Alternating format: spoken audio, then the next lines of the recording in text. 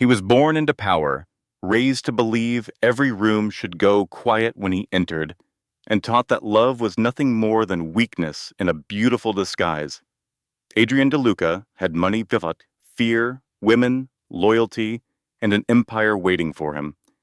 But then his father forced him to marry the one woman society laughed at Eleanor Whitmore, the scarred heiress they cruelly called ugly. He thought she was a price he had to pay for power. He thought she would be easy to control, but he was wrong, because the woman he looked down on would become the one person strong enough to expose betrayal, protect the innocent, and teach a spoiled mafia boss what real power truly means. Welcome to a channel built for mafia boss stories, not stories that glorify crime, but stories about mindset, courage, loyalty, and the hidden rules behind real power. Some men are born to dominate, but only a few learn when to kneel. This story reminds us that respect is worth more than beauty. Loyalty is proven under pressure, and love without freedom is only possession. If this story speaks to you, stay until the end. Leave your thoughts in the comments, share it with someone who values strong stories, and subscribe for more powerful mafia boss lessons. Chicago belonged to men who knew how to take things without ever looking desperate. Adrian DeLuca had learned that lesson before he learned how to drive. By the time he was old enough to sit at his father's table, he already understood the lich of power. A pause could be a threat, a smile could be a warning, and silence, used properly, could make stronger men sweat through expensive shirts. He woke before sunrise in a penthouse made almost entirely of glass, steel, and arrogance. The city stretched beneath him in dark blue layers, the lake still black at the edge of the horizon, the towers blinking awake one window at a time. His bedroom was quiet, too quiet for a man with enemies. But Adrian had paid a great deal of money to make sure danger never reached the elevator. His coffee waited on the bluff table near the window, black no sugar, poured exactly 3 minutes before he opened his eyes. His suit hung from the wardrobe door, charcoal gray, handmade in Milan, pressed so sharply it looked capable of cutting skin. His phone rested beside the coffee, already glowing with messages from lawyers, brokers, union men, politicians, women whose names he sometimes remembered, and men who would rather lose money than disappoint him. Adrian did not hurry. Men who hurried looked like they needed something, and Adrian DeLuca had spent his entire life making sure the world believed he needed nothing. He stood in front of the window while the city brightened below him. He was 42 years old, handsome as a clean, dangerous away than the kind of clean danger made me forgive too much too quickly. Dark hair, controlled expression, a body kept disciplined by private trainers, and expensive habits. He had his father's eyes, people said. Cold when amused, colder when disappointed. Behind him, his assistant's voice came through the intercom. "Mr. DeLuca, your driver is ready." "Of course he is," Adrian said. That was not gratitude. It was expectation. By 7:30, he was in the back of a black Mercedes rolling through downtown Chicago, one hand resting on his knee, the other holding his phone. He ignored most of the messages. A city councilman wanted reassurance. A port supervisor wanted more money. A woman from the night before wanted to know if he had made it home safely, though they both knew she was really asking whether he would call again. He would not. Adrian had never considered himself cruel with women. He told himself was honest. He promised offered pleasure, paid for dinner, sent flowers when appropriate, and disappeared before expectation could grow roots. In his world, love was not a feeling, it was leverage. Marriage was not roses. It was a contract with better clothes. His mother had taught him that without meaning to. She had married his father for love, or at least for the version of love a young woman believes in before she understands powerful men. Adrian remembered her waiting at long dinner tables, remembered her smile growing thinner each year, remembered the way she looked at the door every time Victor DeLuca came sneezing of smoke, whiskey, and another woman's perfume. When she died, Victor buried her in white roses and returned to business before the petals browned. Adrian had been 21 then. Old enough to understand, young enough to decide he would never give anyone that kind of power over him.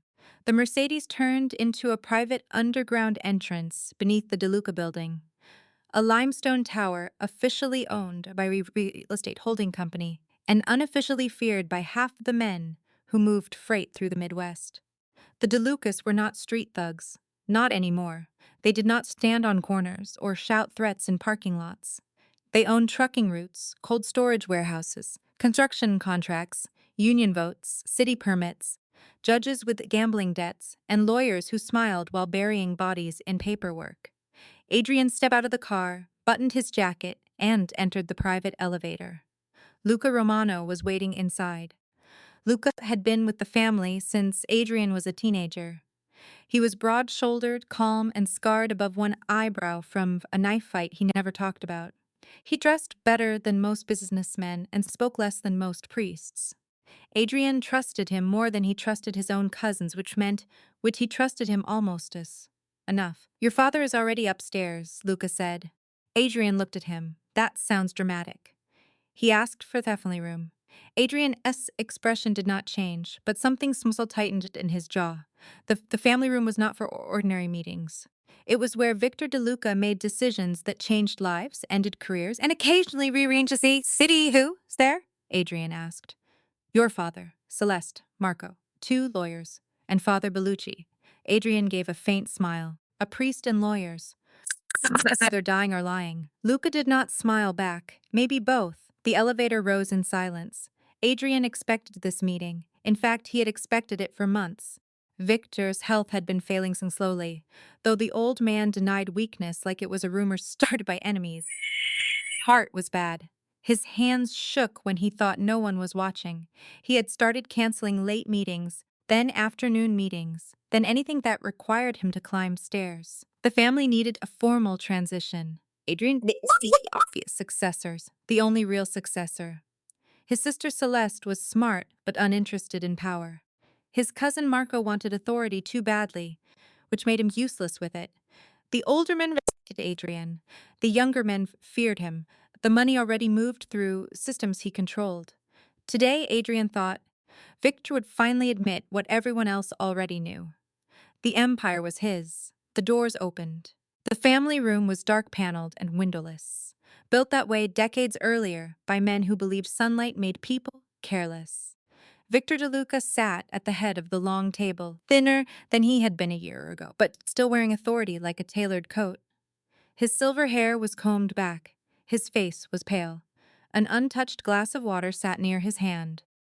Celeste sat his right, worry tucked behind elegant composure. Marco stood near the wall, pretending not to look ambitious. The lawyers had folders stacked in front of them. Father Bellucci sat quietly with his hands folded, as if God had been invited to witness something that might require an apology later. Adrian entered last, because men like him often did. Father, he said. Victor looked him over. You late. I'm on time. For men who think time belongs to them, maybe. Adrian sat without asking. Then let's not waste yours. A ghost's suspense touched Victor's face. He still admired defiance when it resembled his own. That was the trouble with fathers like Victor. They raised sons to become weapons, then acted surprised when the blade turned sharp in their direction. One of the lawyers slid a folder toward Adrian.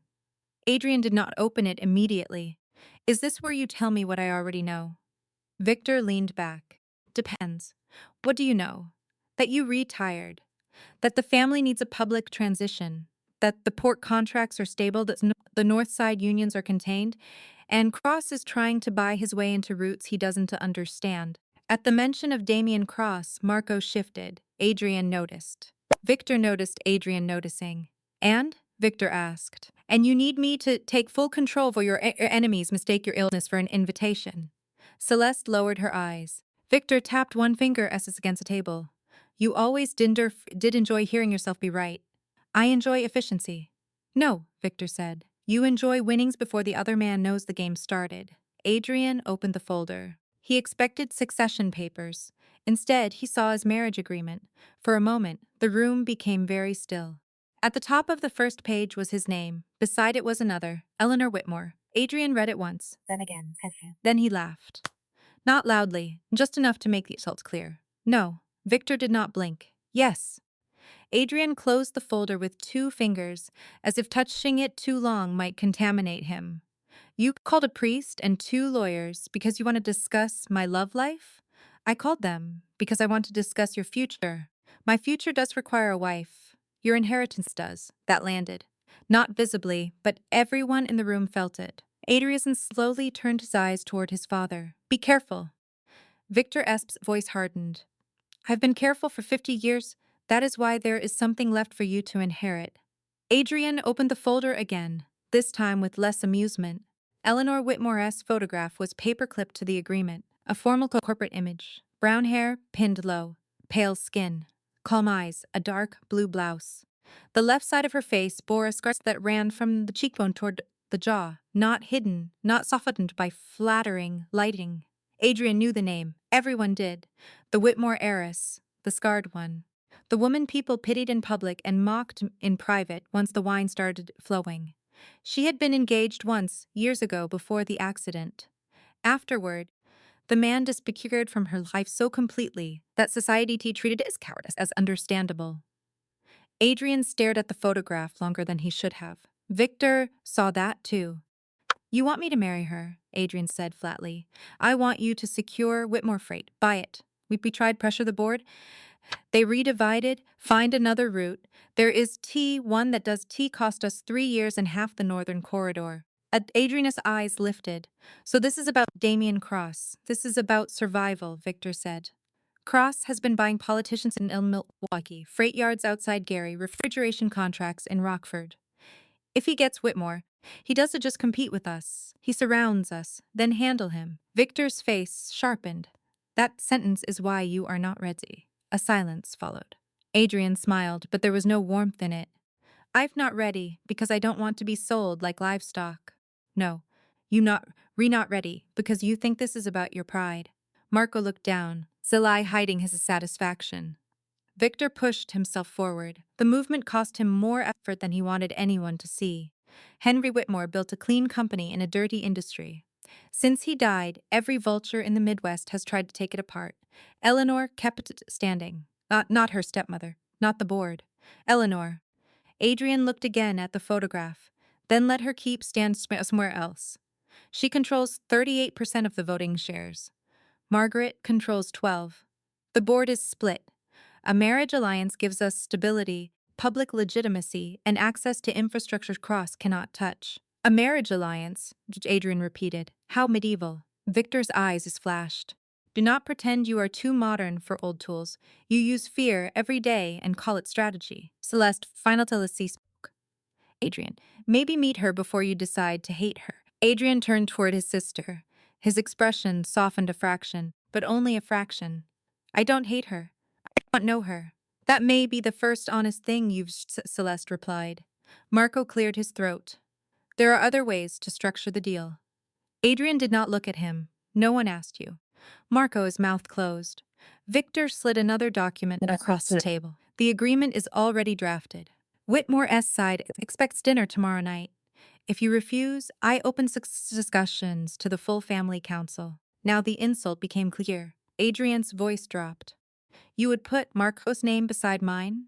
Victor looked at Marco briefly, then back to his son. I would put every name on the table if it teaches you that leadership is not a birthday gift. Adrian stood. The lawyers froze. Father Bellucci closed his eyes, perhaps praying preemptively. You built me for this, Adrian said. Every lesson, every meeting, every dirty piece of this empire you made me understand before I was old enough to drink. And now you put a leash around my throat and call it wisdom?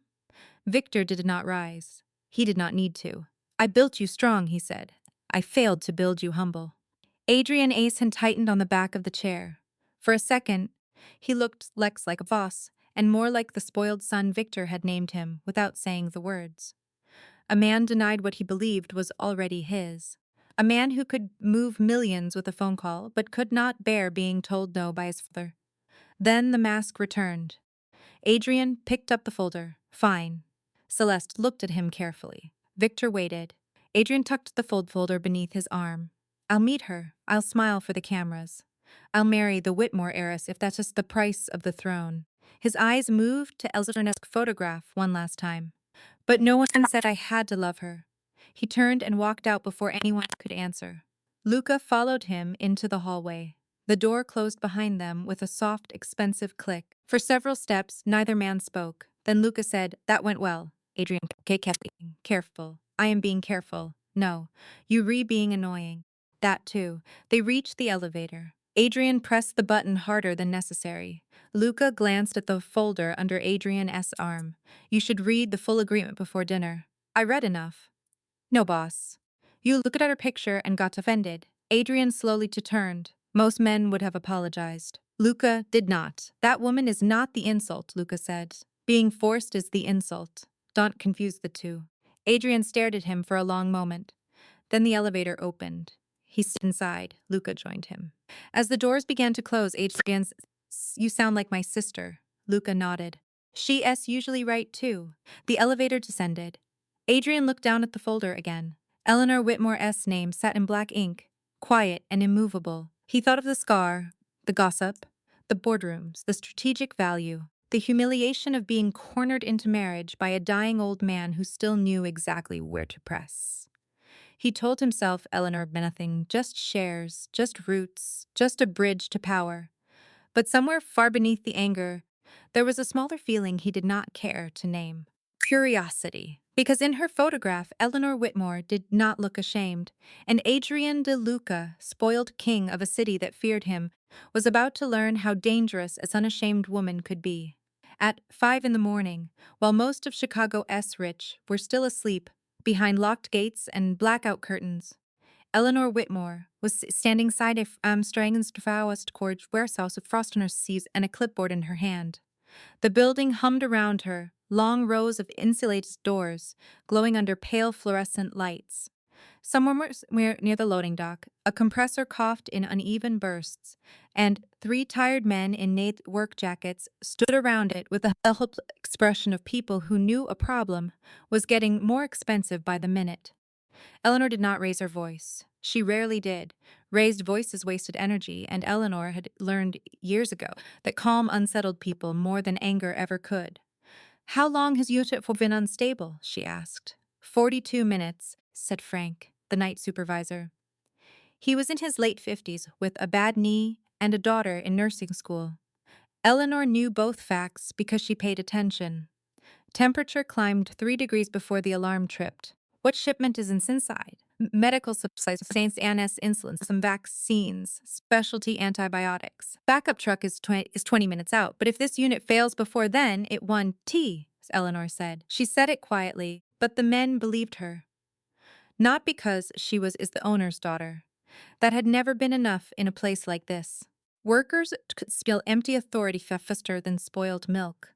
They believed her because she had shown up before dawn, because she knew the loading schedule, because she had spent enough mornings in warehouses to understand that a cold chain failure was not a spreadsheet problem. It was medicine not reaching people who needed it. She turned to the youngest technician. "Move the insulin first.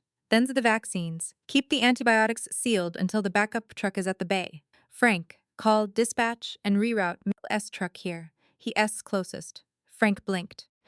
Miller's supposed to be off at 6. His son has a school event at 10.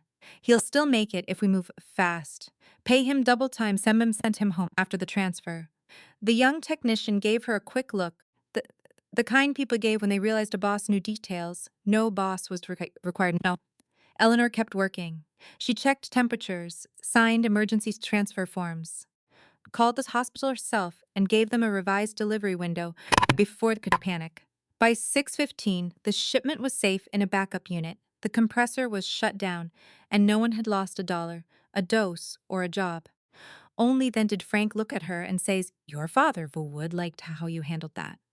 For a moment, Eleanor's face softened. Henry Whitmer had been dead 3 years, but grief still took a way of stepping out from behind ordinary sentences. It could happen over a signature, a familiar office chair, or as an old supervisor mentioning him in the blue light of a warehouse morning. He would asked why the maintenance report did catch this last week, Eleanor said. Frank smiled.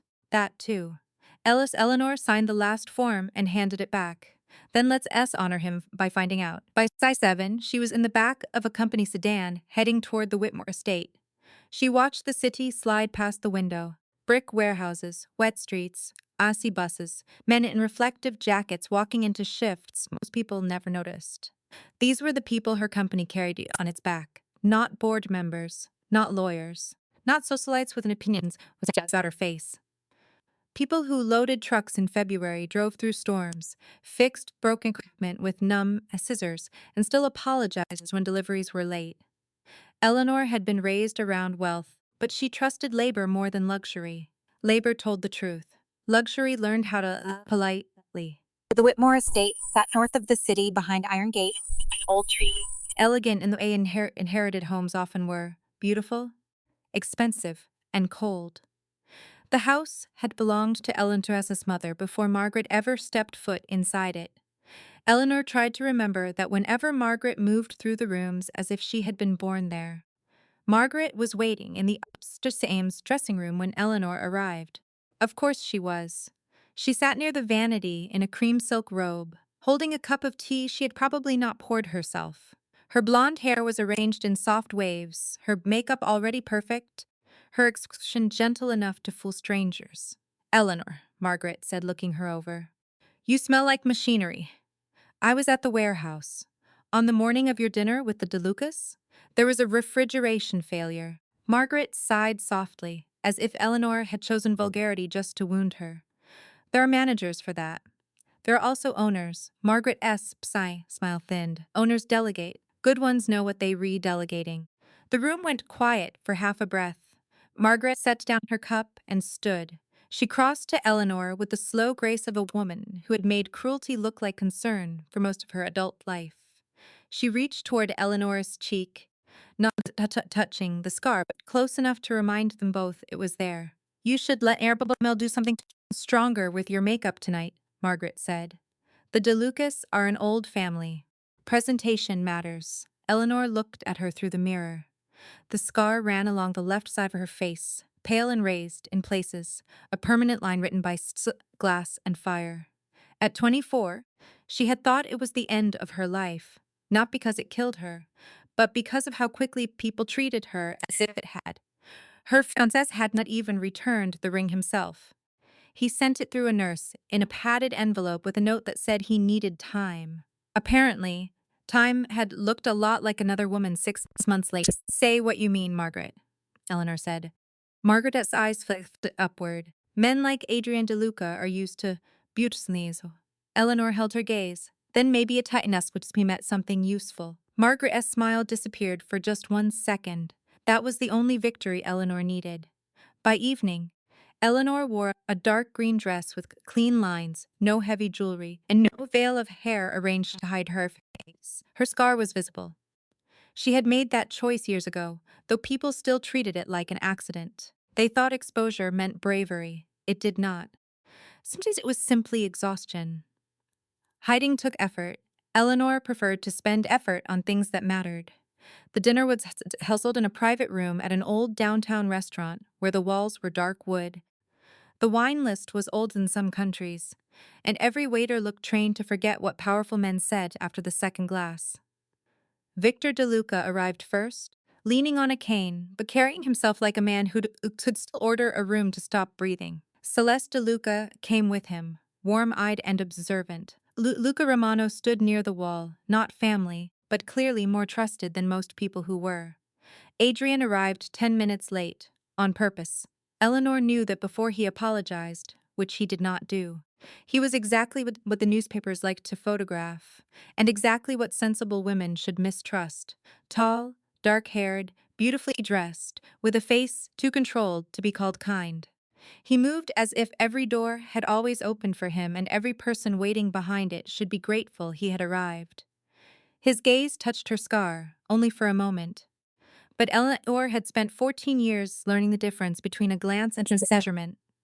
Adrian was measuring. She let him. Victor introduced them. Eleanor Whitmore.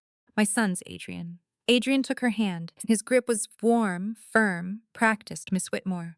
Mr. DeLuca, please, he said. If we re being pushed toward the altar, Adrian is probably efficient. Efficiency is not the same as intimacy. Celeste coughed into her napkin. Luca looked down, but Eleanor suspected he was hiding a smile.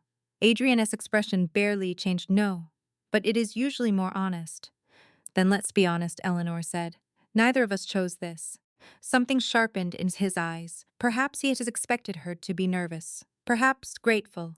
Perhaps wounded before first He leaned back slightly. No, we didn't, he. And yet here we are, she said. Dinner began with the usual theater. Victor spoke of family alignment. Margaret spoke legacy. Lawyers spoke of voting shares, transfer limits, board structure, and public messaging. Adrian spoke little. He watched more than he talked, and Eleanor understood that about him immediately. He was used to gathering weakness before deciding where to press. Unfortunately for him, Eleanor had spent years being pressed. Halfway through the second course, one of the lawyers slid a document toward her. A revised draft of the marriage agreement, mostly standard language. Eleanor opened it. Adrian looked almost bored. She read the first page, the second, then the attached writer. The room continued speaking around her until she turned one page back and placed her finger on a paragraph. This clause is missing from your draft, she said. The lawyer paused. Which clause? My protection clause. Margaret S. Fork stopped. Victor's eyes shifted toward her with interest. Eleanor removed a folded document from her bag and placed it on the table. If I am coerced, incapacitated under suspicious circumstances, pressured into transferring shares, or killed before the merger is complete, my Whitmore voting shares move automatically into an independent worker protection trust. The silence was immediate. Adrian looked at her for the first time without boredom. Eleanor continued, calms as morning frost. The trust cannot sell to Delu Holdings, Cross Logistics, Margaret Whitmore, or any entity connected to them for a period of 20 years. The trustees are already appointed. The trigger conditions are already filed with my attorney. Margaret's face had gone still. Adrian picked up the document and read quickly. Too quickly for a man who was only handsome. His mind was faster than he wanted people to know. When he finished, he looked at her. You came prepared. Eleanor met his eyes.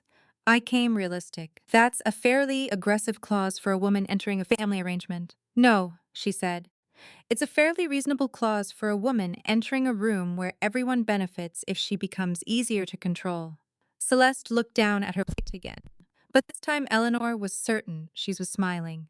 Adrian held Eleanor's gaze.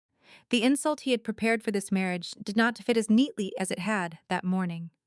She could see she was adjusting, recalculating. It was the first honest thing he had done all evening. Victor leaned back, watching them both. Well, the old man said, almost pleased. At least one of you read the room correctly. Adrian did not look away from Eleanor. For the first time, he seemed to understand that the woman's society called, was not asking to be rescued, chosen, or pitied. She had walked into the room armed, and Eleanor, seeing the realization settle behind his eyes, allowed herself the small smile. Not sweet, not grateful, just enough to let him know she'd noticed. By noon the next day, Chicago society had already decided what wet meant. It was not a romance. It was not even a scandal, not really. Scandals required surprise, and people like the DeLucis and the Whitmores had been selling pieces of them to protect bigger pieces for generations. By breakfast, the business reporters were calling it a strategic alliance. By lunch, the gossip columns were calling it a merger wedding. By 3 o'clock, every woman with a country club membership and a cruel mouth had found a softer way to say the same thing. Adrian DeLuca was marrying the ugly heiress because even powerful men sometimes had to pay for what they wanted. Eleanor heard none of it directly, which did not mean she was spared. Gossip had a way of entering rooms before people did. It lived in pauses, glances, in the careful sweetness of who asked how she was holding up when what to know was whether humiliation had a sound. Eleanor gave them nothing. She sat in the bridal suite of St. Bartholomew's Cathedral, while two stylists moved around her like nervous Sitzbert, fixing the fall of her dress, smoothing the sleeves, checking the simple pearl pins in her hair. The gown was ivory silk, clean-lined and almost severe.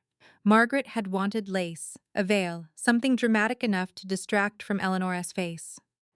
Eleanor had chosen simplicity because she had spent too many years learning that hiding only made people look harder. Margaret is near the mirror, dressed in pale champagne, holding a tissue she did not need. A longer veil would have photographed beautifully, she said. Eleanor looked at her reflection. The scar on her left cheek was visible, pale beneath the soft makeup, a line no powder could erase, and no expensive lighting could apologize for. Then the photographers will have to survive disappointment. Margaret S. smiled tightened. You are determined to make everything harder than it has to be. No, Eleanor said. I am determined not to spend my wedding pretending I have no face. For 1 second, Margaret S. expression flickered. Then the door opened, and Celeste DeLuca stepped inside carrying a small white box tied with blue ribbon. She paused, sensing coldness in the room, but smiled anyway. Celeste had the rare gift of warmth that did not feel naive. She crossed to Eleanor and offered the box. Something old, apparently. My father insisted. Eleanor opened it. Inside was a lace handkerchief, yellowed at the edge, embroidered with the initials of Adrienne's mother. The gesture surprised her, not because it was sentimental, but because the DeLucas did not seem like people who handed over tenderness without a calculation behind it. Celeste lowered her voice. She wore it at her wedding. I thought you should have something in that church that does to feel like a contract. Eleanor looked up. For the first time that day, her composure softened. Thank you. Margaret gave a quiet laugh. How touching. Celeste turned her head just enough to make the room colder. It was meant to be. That was the first moment Eleanor liked her.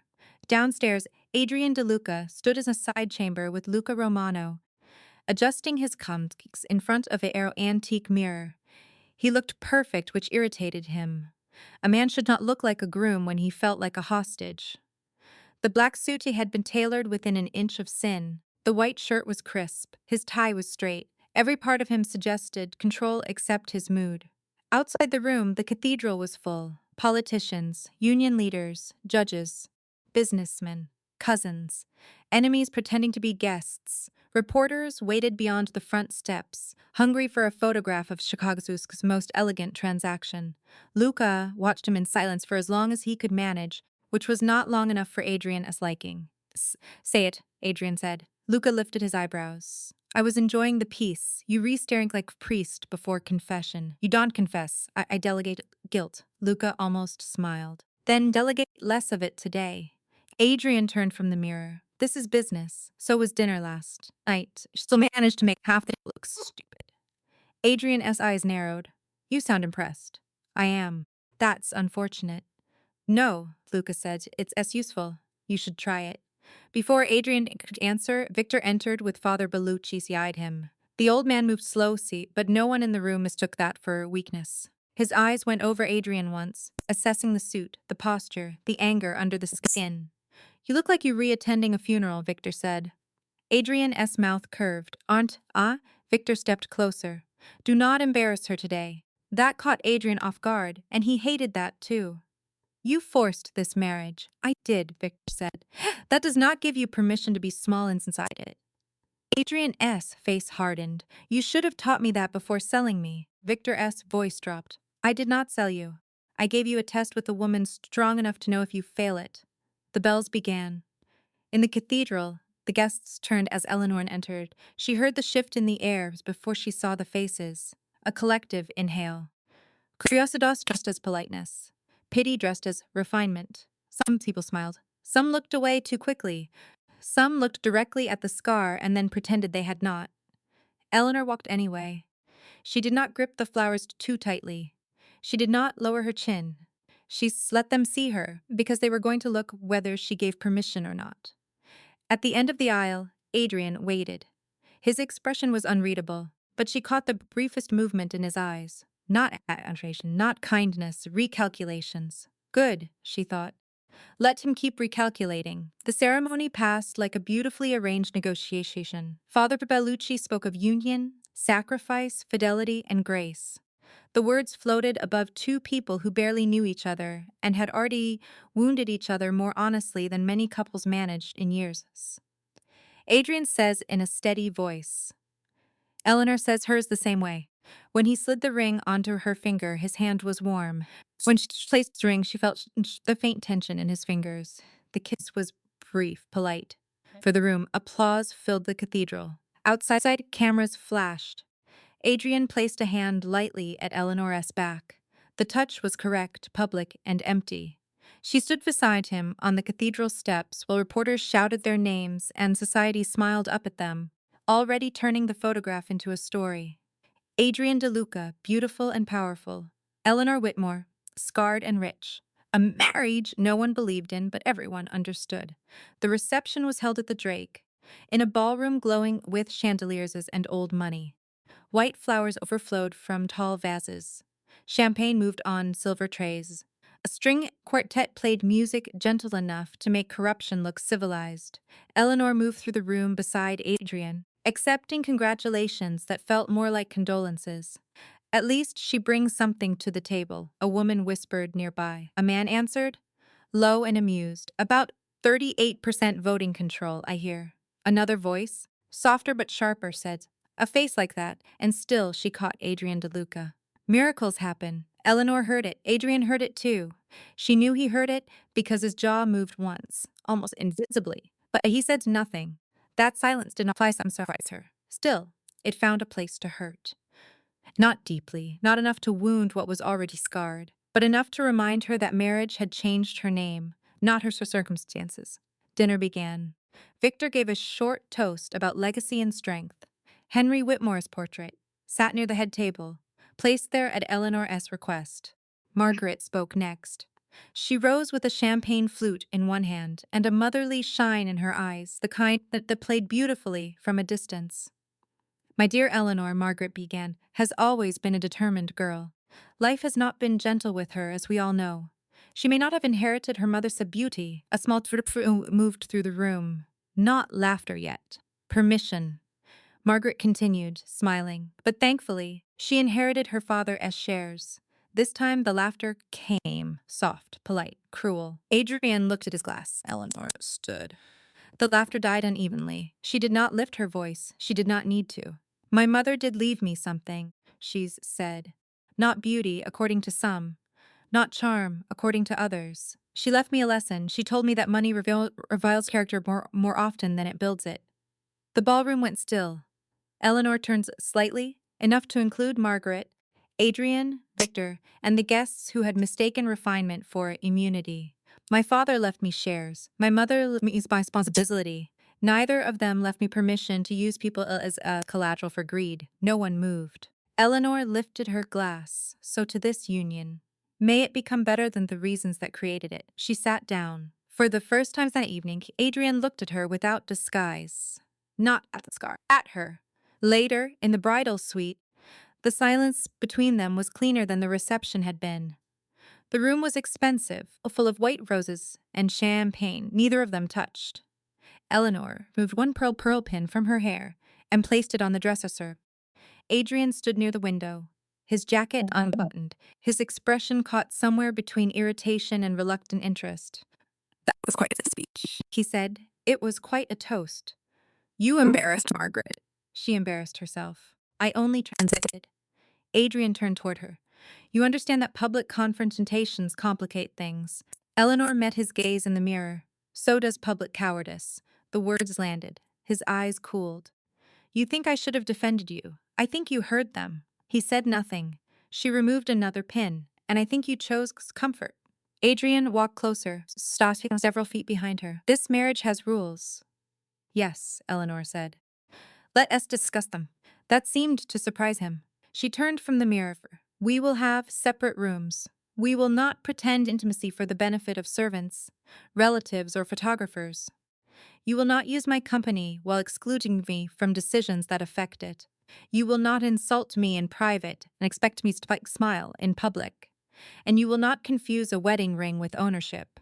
Adrian stared at her. Then he laughed once, softly. You in my house now. Eleanor looked at him for a long moment.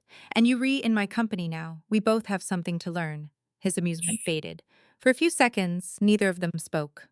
Outside the windows, Chicago glittered like a city it had no darkness. Adrian looked at his new wife, the woman he had been forced to marry, the woman forced society called ugly, the woman who had just stood alone in a ballroom and made cowards look at their shoes. He should have been angry. He was angry. But not only angry, that was the problem.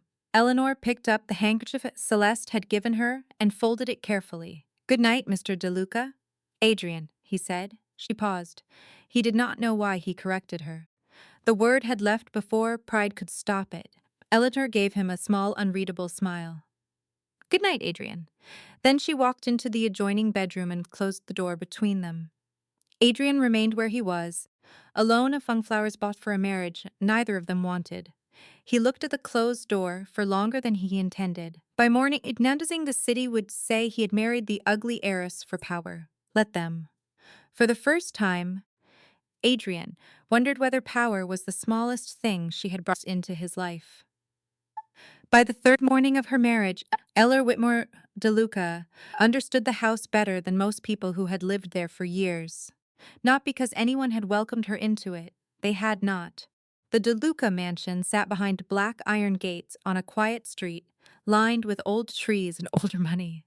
The kind of house that did not need to announce its importance because everyone in Chicago who mattered already knew. It was beautiful in a cold way. Marble floors, dark wood, oil paintings of dead men with hard mouths, staff who moved quietly enough to be mistaken for ghosts. Every room had been arranged to remind visitors that power lived there. Eleanor noticed something else. The house was tired. She noticed the cook rubbing her wrist after carrying heavy trays. She noticed one of the maids quietly limping when she thought no one was looking. She noticed the older driver, Samuel, sitting too carefully, as if his back punished him for every breath. No one complained. That was the first rule of houses like this. It was in houses, but only if it did not inconvenience the powerful. At breakfast, Adrian sat at the far end of a table long enough for a peace treaty. He read messages on his phone while a servant poured coffee. Eleanor took the seat opposite him, not because it was closest, but because it annoyed him slightly. She had learned that much about him already. Adrian liked distance when he controlled it. He disliked distance when someone else chose it. "You have a meeting at 9, he said without looking up. "Good morning, to you too." His eyes lifted briefly. "Good morning. You have a meeting at 9. With whom?" "My legal team. Whitmore Integration." "My legal team will be there?" A pause. "Your company is being integrated into my operational structure." Eleanor set down her coffee cup. "That wasn't my question." Adrian leaned back. He looked beautifully rested, which irritated her more than it should have. Some men had the luxury of sleeping well after making other people uncomfortable. "Your attorney received the documents." That still was to my question. For a second, the corner of his mouth moved. Not a smile, something close enough to be dangerous. "You were difficult in the morning. I may have been difficult when people try to move pieces of my father's company around without answering simple questions. Fine. Bring whoever you like. I plan to. Then why ask? To see if you knew the difference between permission and information." His eyes sharpened. There it was again. That small recalculation she had seen at dinner, at the wedding, in the bridal suite. Adrian did not like being corrected, but he learned quickly. That made him more dangerous than an ordinary arrogant man. At 9, the conference room on the 21st floor of the DeLuca building was already full. Lawyers lined sides, accountants, consultants, and senior operations men filled the other. Luca Romano stood near the back wall, arms folded, watching everything with the patience of a man who had survived by noticing what other men missed. Adrian sat at the head of the table. Eleanor did not sit beside him. She sat halfway down, opened her leather folder, and placed a pen neatly across the first page. The meeting began as the most corporate sins begin, with polite language, efficiency alignment, labor optimization, benefit harmonization, post-merger cost discipline. Eleanor listened without interrupting. That made several men relax. Men like these often took a quiet woman for an absent one. She let them. It was useful to see what people said when they thought you were furniture. A senior DeLuca attorney named Paul Varick clicked to the next slide. Under the proposed structure, Whitmore Warehouse employees will transition into DeLuca Logistics' existing benefits framework after a 90-day continuity period. This gives us meaningful savings across 3 locations. Eleanor turned to page. Varick continued. The projected annual reduction in benefit liability is stopped there, Shilsor said. The room obeyed before it remembered it did not work for her. Varick blinked. Excuse me? Page 17, Section 4, Subsection C. She's lifted the document. You are removing full health coverage from 312 Whitmore employees and moving them into a lower tier a plan with higher deductibles after 90 days. Varick adjusted his glasses. That is a standard benefits harmonization process. No, Elsinore said. It is a pay cut hiding in an insurance packet. A few men shifted in their chairs. Adrian looked at her from the head of the table, unreadable. Varick gave a patient smile. Mrs. DeLuca, these matters are technical. The plan remains legally compliant, so is leaving a waitress no tip. Legal compliance is a low bar, Mr. Varick. Someone coughed. Luca looked down at his shoes. Adrian spoke then, smooth and cool. Eleanor, this is business. She turned to him. No, this is people being turned into numbers so rich men can sleep better. The sentence landed hard enough to make the air change. Adrian F. face cooled by a degree. In another room, with another person, that might have been the end of it. But Eleanor had not survived boardrooms, hospitals, pitying dinner parties, and Margaret Whitmore by folding under a cold look. She opened a second file. 312 employees. Average tenure, 11 years. 46 have dependent children on their plans. 29 have spouses with chronic medical conditions. 11 are currently receiving treatment that would become out of network under your proposed plan. If you push this through, you save $1.8 million a year on paper and create a labor dispute that could cost 5 times that when Local 417 responds. The operations director frowned. Local 417 has been quiet because Henry Whitmore negotiated in good faith with them for 22 years, Eleanor said. They are quiet when they trust management. They are not quiet when management gets clever. Varick's smile was gone now. You seem to have prepared extensively. It's like my company. Adrian's gaze stayed on her. It'll be all our company. Then act like the people in it matter to both of us. The room went silent again. This time it was not shock. It was attention. Luke stepped closer to Adrian and spoke low enough that only the nearest people heard him. Boss, she's right. Adrian did not look pleased. That did not make Luca wrong. For several seconds, Adrian said nothing. Eleanor could see the fight happening behind his eyes. Pride against reason, image against fact. Control against the possibility that the woman he had dismissed as a burden might understand this part of the world better than he did. Finally, Adrian looked at Varick. Remove the clause. The lawyer hesitated. Mr. DeLuca, remove it. Varick nodded. Of course. Closed her folder. Adrian back at her, expecting something. Gratitude, perhaps. Softening, relief. She gave him none of it. Doing the decent thing late is still better than never doing it. A muscle moved in his jaw. The meeting continued, but the room had changed. Men who had spoken around Eleanor spoke to her. Some did it grudgingly. Some did it carefully, but they did it. By the end of the morning, she had flagged 2 tax risks, 1 labor exposure, and a vendor conflict that Adrian's own people had missed. She did not raise her voice once. She did not smile to make the corrections easier to swallow. That irritated Adrian more than open hostility would have. After the meeting, he found her in the hallway near the elevators. Speaking with Samuel, the older driver from the house, Samuel stood stiffly, cap in hand, looking uncomfortable being noticed.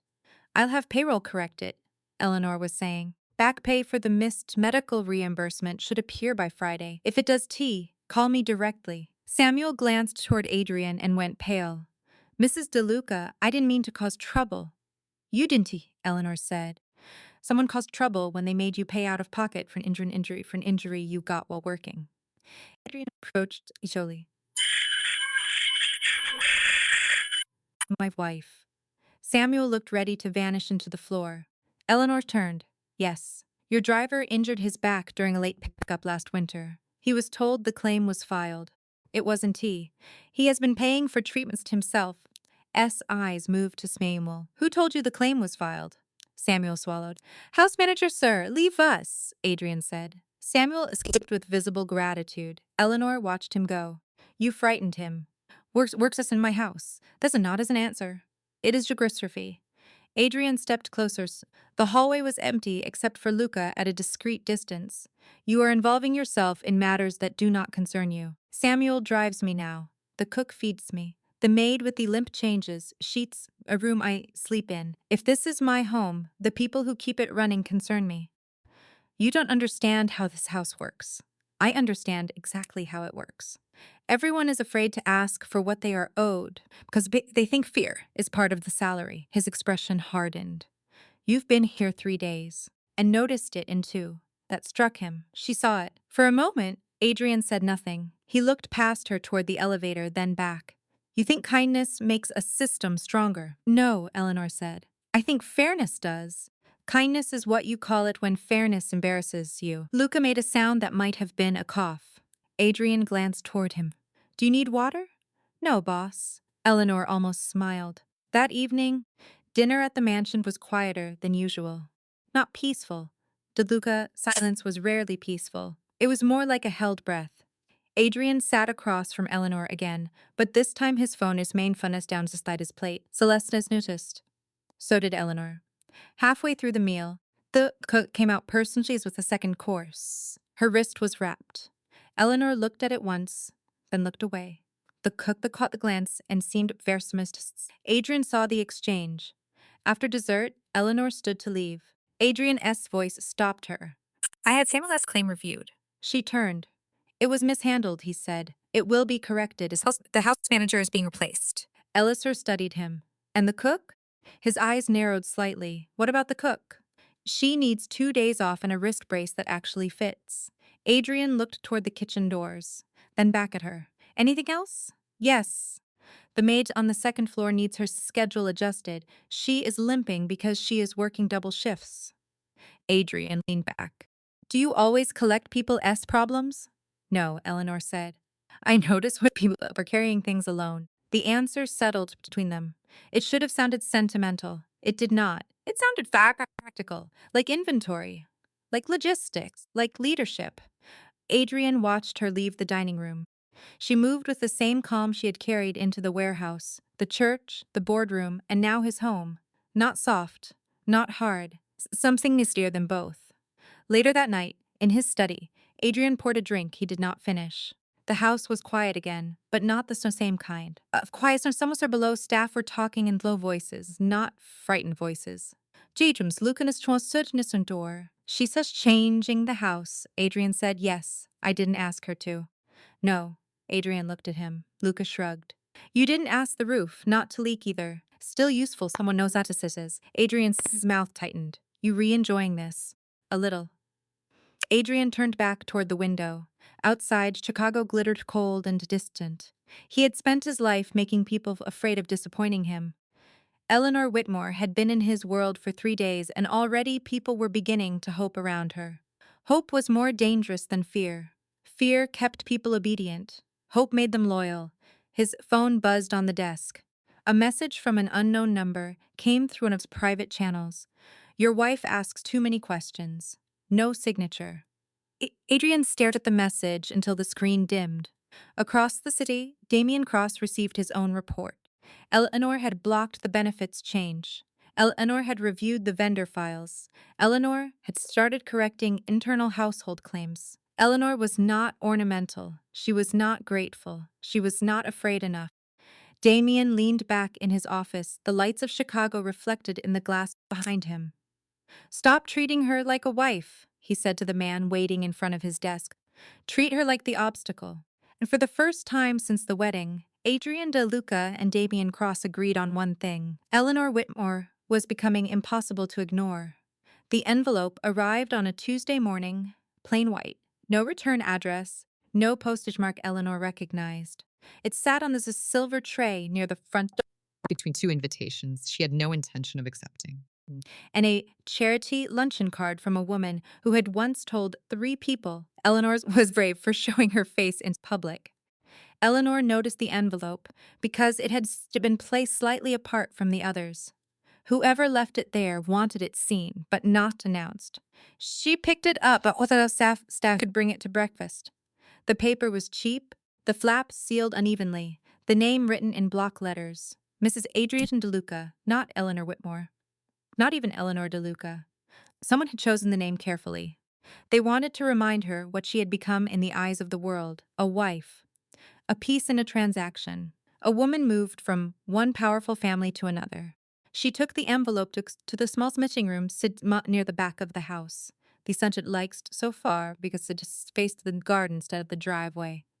Morning, light came through the windows in quiet strips. She opened the envelope with a letter opener from the desk. The first photograph slid out, face down. Eleanor turned it over. For a moment, the room disappeared. It was her car.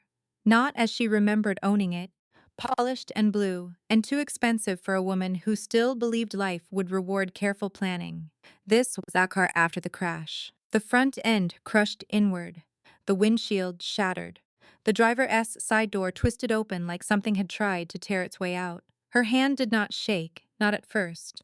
She set the photograph on the desk and pulled out the second, the hospital entrance. Night. Rain on pavement. Emergency lights staining everything red. The third photograph showed a stretcher being rushed through sliding doors. The image was blurred, but Eleanor knew the shape of her own body beneath a blood-spotted blanket. She knew the angle of her head. She knew the hand hanging off the thighs, damp, limp, and pale. The fourth photograph was worse. Her face, bandaged after surgery, one eye swollen shut, gauze taped along her cheek, tubes, bruises, a mouth that looked too broken to belong to someone still alive. Across the bottom, written in black marker, were 9 words. The first accident failed. Dante makes Hansen. Why is Eleanor Sex stared at the sentence for a long time, long enough for the shock to pass through her and settle into something harder. Fear was useful only if you did not let it drive. She turned the envelope over, checked the seams, the web paper, the faint smudge near the corner.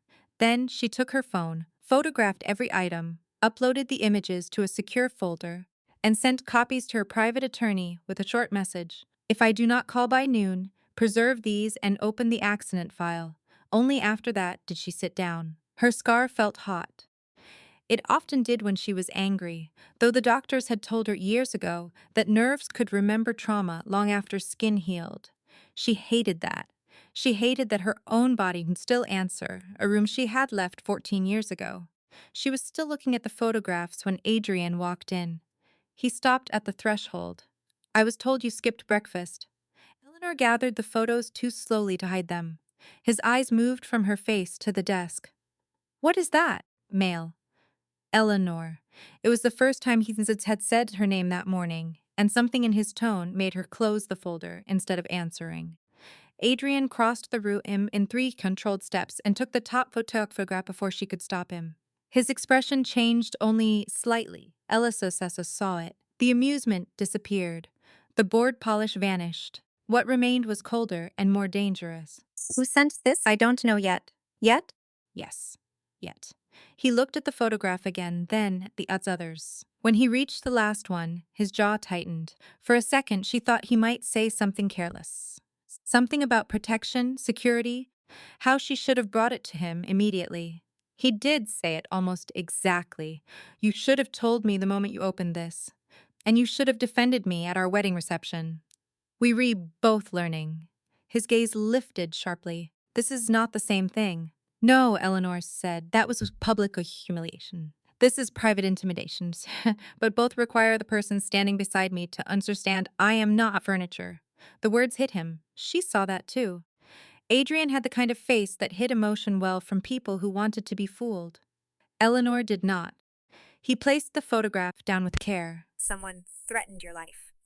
Yes. And your first instinct was to manage it like a filing error. My first instinct was to make sure evidence existed in more than one place. My people could have traced it, and my attorney can preserve it. You are my wife. There it was. The sentence he thought meant something. Eleanor stood. You didn't get to ignore me as a wife and command me as a possession. The room went quiet. Outside, somewhere in the garden, a groundskeeper-esque machine started, low and steady. Inside the sitting room, Adrian said nothing. Eleanor gathered the photographs and slid them back into the folder. If you want to help, help. If you want to control, leave. He looked at her for a long moment. A lesser man would have shouted. Adrian was not lesser in that way. His danger was quieter. So was his shame, when it came. Finally, he said, "Tell me about the crash." Eleanor almost refused. The story was hers. It had been taken from her too many times already, turned into gossip, pity, warning, tragedy. But this was no longer only about pain. Someone had sent first photos only a person with access to old records should have had. So she told him. She told him about the charity dinner in Lake Forest, the rain, the long drive home. She told him the brakes felt wrong on the last hill before the intersection. She told him she remembered the headlights of the truck, the sound of metal folding, and then nothing until the hospital. She told him about waking with half her face burning, and her father crying beside her bed, trying to pretend he was not. She did not tell it dramatically. That would have made it easier for him to feel like an audience. She told it plainly, like reading a report. Then she told him about Daniel Mercer, the man she had been engaged to. He sent them back through his nurse, she said. Not even my nurse. A different one. I suppose he thought that would make it less personal. Adrian's face changed again, almost imperceptibly. He didn't come? No. Not once? Not after the bandages came off. Adrian looked away first. That surprised her. Society forgave him very quickly, Eleanor said. People said he was that it was difficult, that no one should be blamed for not knowing how to handle tragedy. And what did they say about you? She smiled without warmth. That I was brave. Which is what people call you when they are grateful they are not at you. Adrian did not answer. For the first time since she had met him, he seemed less certain of where to put his hands. That small discomfort gave Eleanor a cruel little satisfaction she was not proud of. Luke arrived 20 minutes later. If he was surprised by the he did not show it. He studied them, the envelope, the handwriting, and then asked Eleanor questions that were direct without being insulting. What hospital? Which police department? Which insurance carrier? Who handled the final report? Who had access to the archived claim? By noon, they had 3 names. By 2, Luca had found the old insurance attorney who signed off on the mechanical failure report. By 4, Adrian had the man's current employment record printed on his desk. The attorney now worked as outside counsel for Cross Logistics, Damien Cross. Eleanor stood beside the window in Adrian's studio, looking at the document. That could be coincidence. Adrian looked at her. Do you believe that? No, neither do I. For a while, neither of them spoke. It was one thing to be threatened because of a current business war. It was as another to realize a wound from 14 years ago might not have been fate. Eleanor had spent more than a decade teaching herself to accept what happened. Acceptance had been hard won. Now someone had reached into the past and moved the floor beneath her. Adrian saw some success pass across her face before she could hide it. His voice lowered Eleanor. She closed the folder. Don T. I wasn't going to pity you. Yes, you were. You were just going to do it elegantly. This almost made him smile. Instead, he said, I was going to say, I am sorry. She looked at him then. The words were simple, unadorned. Not enough to fix anything, but not nothing either. Adrian DeLuca did not seem like a man who apologized often. Maybe that was why the sentence sat awkwardly in the room, like a guest no one knew where to seat. Eleanor nodded once. Thank you. That evening, Adrian insisted on driving her back to the mansion himself. It was unnecessary, of course. They had a driver, guards, a whole infrastructure of men paid to stand between danger and expensive blood. But Adrian took the wheel, and Eleanor was too tired to argue. The city moved around them in streaks of gold and red. For several minutes, since neither spoke, Eleanor watched pass across the window until exhaustion pulled at her. She had not slept much since the wedding. Pride could keep a person upright for only so no song. Somewhere along Lakeshore Drive, she fell asleep. Adrian noticed only when her head tilted slightly toward the glass. Her face was turned toward him, the scar visible under the passing streetlights. Pale, uneven, real. He had looked at it before with the casual cruelty of a man trained by shallow rooms. He had seen damage because that was what people had taught him to see. Now he saw the wrecked car. The hospital photo. a young woman waking up to a life everyone else had already started mourning. He saw Daniel Mercer sending a ring through inserts because he lacked the courage to face what love had become when beauty was no longer convenient. Adrian S. hands tightened on the steering wheel. The disgust he felt for that man came too easily. It took another mile for the more uncomfortable truth to arrive. Had he been better? Had he not married her with the same insult hidden behind better manners? His phone buzzed through the car system. Lucas S. name appeared on the screen. Adrian answered quietly. Yes. Lucas S. voice was low. We have a problem. Only one? The envelope came through the mansion service entrance. Adrian glanced at Eleanor, still sleeping. Luca continued. Whoever delivered it knew the staff rotations, knew when the front tray would be unattended, and knew Mrs. DeLuca checks her own mail before breakfast. Adrian's eyes darkened. So it came from inside, he said, or from someone giving the information from inside. Adrian looked at the road ahead, the city stretching before him like a promise and a threat. Beside him, Eleanor slept with her scar turned toward the light. For the first time, Adrian felt something sharper than irritation when he thought of the danger around her. Not ownership, not pride, fear. And he did not like how human it made him feel. Eleanor did not sleep much after learning Margaret might be involved. She lay awake in the room that was legally hers and emotionally no one else's, staring at the ceiling while the old house settled around her. The DeLuca mansion was never completely silent. Pipes shifted in the walls. Guards spoke softly near the side entrance. Cars came and went beyond the gates at hours when respectable people were supposed to be dreaming.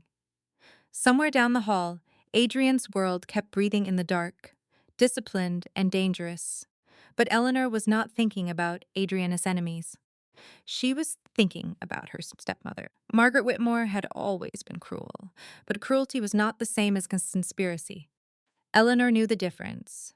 Cruelty was Margaret telling her to cover her scar. Cruelty was Margaret smiling while saying no man would look at Eleanor twice and there was money attached. Cruelty was the way she turned pity into a leash and called it concern. Conspiracy was different. Conspiracy meant paperwork, meetings, bank transfers, timing.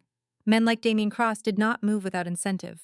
If Margaret had helped him, then this was not only about dislike. It was about control, about Whitmore, about money dressed up as family. By six in the morning, Eleanor was dressed and sitting at the small desk near the window with 3 folders open in front of her. She had made coffee herself because she did not want the staff involved. One folder contained thread photos from her old accident. One contained Margaret S.'s recent board communications. The third contained a document Eleanor had drafted at 2:30 in the morning. While the house slept, anger sharpened her thoughts into something useful. It was not a real document. That was the point. The file suggested Eleanor intended to transfer a portion of her Whitmore voting shares into a temporary holding structure before the merger closed. The language was concise enough to pass a glance, technical enough to bore anyone who was not trained to read legal instruments, and false enough to be harmless if intercepted. Only one copy would exist in printed form. Only one person would be allowed to see it by accident. Margaret. Eleanor read the document one final time, adjusted 2 phrases, and printed it. Shamish nodded softly in the corner. When the pages slid out, warm and crisp, she gathered them without touching the ink too soon. Details mattered. Details were where careless people exposed themselves. A knock came at the door. Eleanor closed the folder before answering. Come in. Adrian entered wearing a dark suit, his tie not yet fastened. That small unfinished detail made him look more human than he probably intended. His eyes moved to the folders on her desk. You reawake early, he said. So are you. I had causals. I had thoughts. That sounds worse. It usually is. He stepped farther into the room. Since the threat envelope, something had shifted between them, not softened exactly. Eleanor would not have trusted softness from him yet, but sharpened into awareness. Adrian no longer looked at her as if she were an unfortunate obligation. He looked at her as if she had become a problem he's respected. That was not love, but it was progress. What are you doing? He asked, setting a trap. Adrian went still. Eleanor almost enjoyed that. Not the kind your family usually means. I am listening. She handed him the false document. He read it quickly, eyes narrowing as he moved down the page. This is fake. Yes, it says you retransferring shares. It says I am considering a protective holding structure. That distinction is thin. Thin distinctions keep lawyers employed. He looked up. Who is supposed to see this? Margaret. His and you want to leak false information to your stepmother. I won't let her steal it. And if Damien acts on it, we know she's feeding him information. Exactly. Adrian stared at her for a moment. No, Eleanor tilted her head. No? It's as exposed. It as controlled. It puts you in the center again. I am already in the center, pretending otherwise one to make me safer. Adrian tossed the pages lightly onto the desk, though his restraint was obvious. You received a death threat less than 24 hours ago. Documented it. This is not a bookkeeping issue. No? It's a power issue, and powerful men rely on women being too emotional to document things properly. She picked up the false document and slid it back into its folder. I've disappointed many dangerous men. For a second, Adrian said nothing. His anger did not disappear, but it changed shape.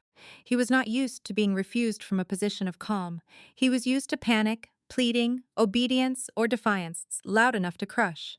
Elator gave him she gave him a reason. It was harder to fight.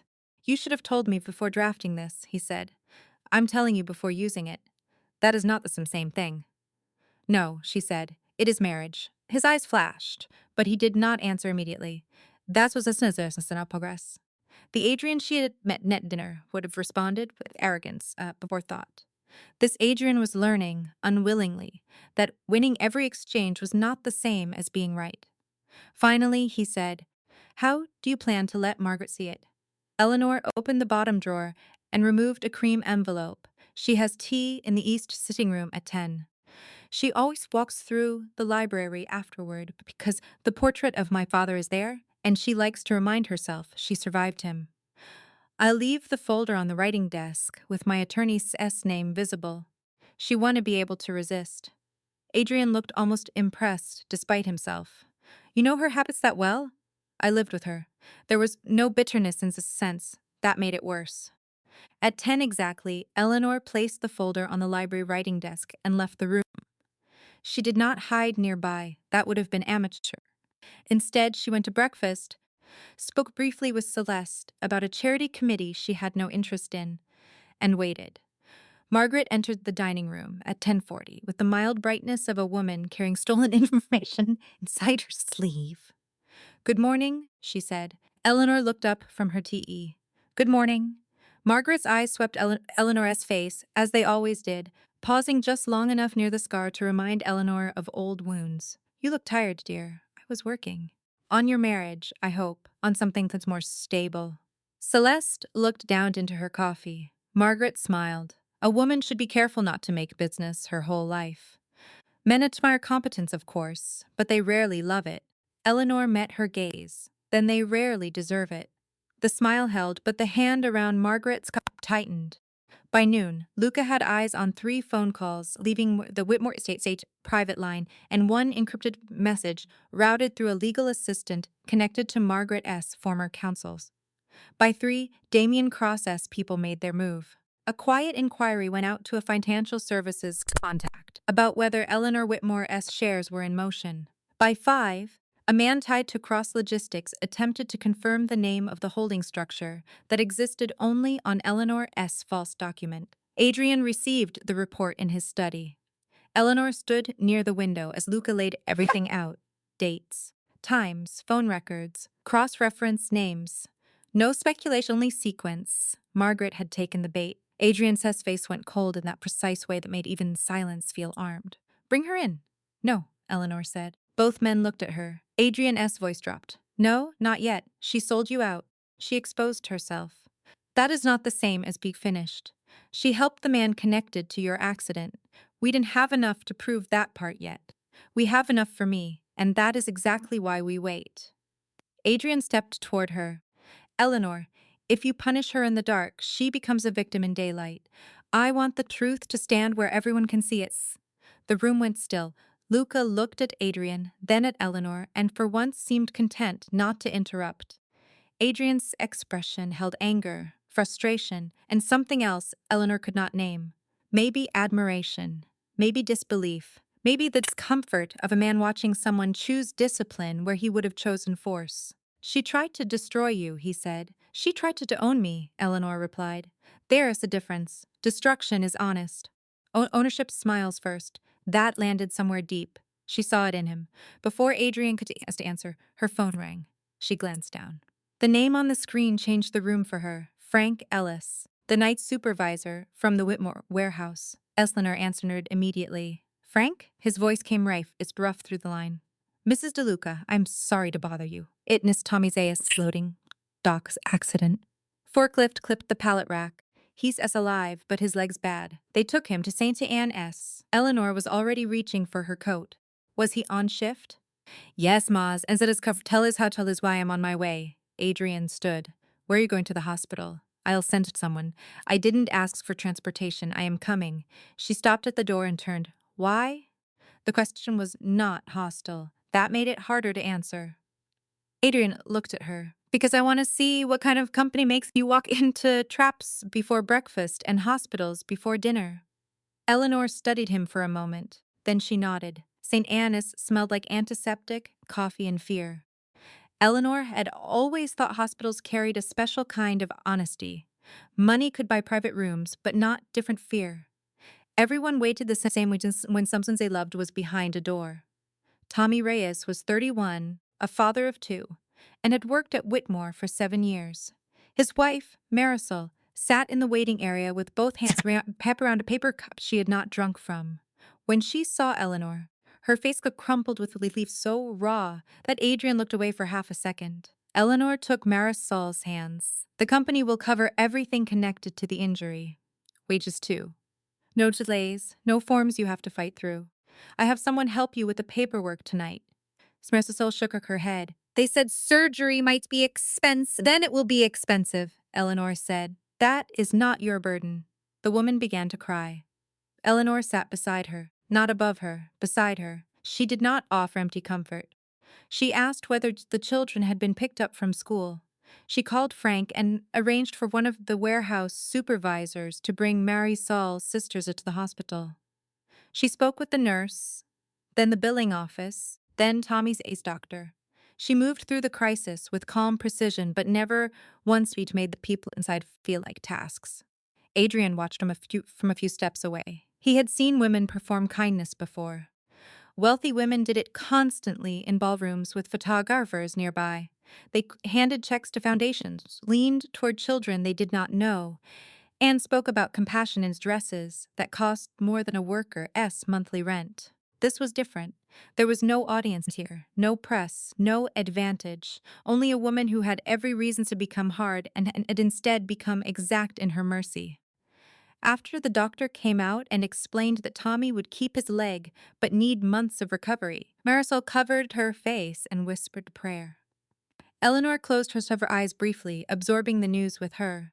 Then an older man in a Whitmore work jacket stood from the corner. Adrian recognized him from the warehouse visit, Frank Ellis. He approached Alistair slowly, cap in hand. Your father owned the company, Franks said. His voice was unsteady, but clear.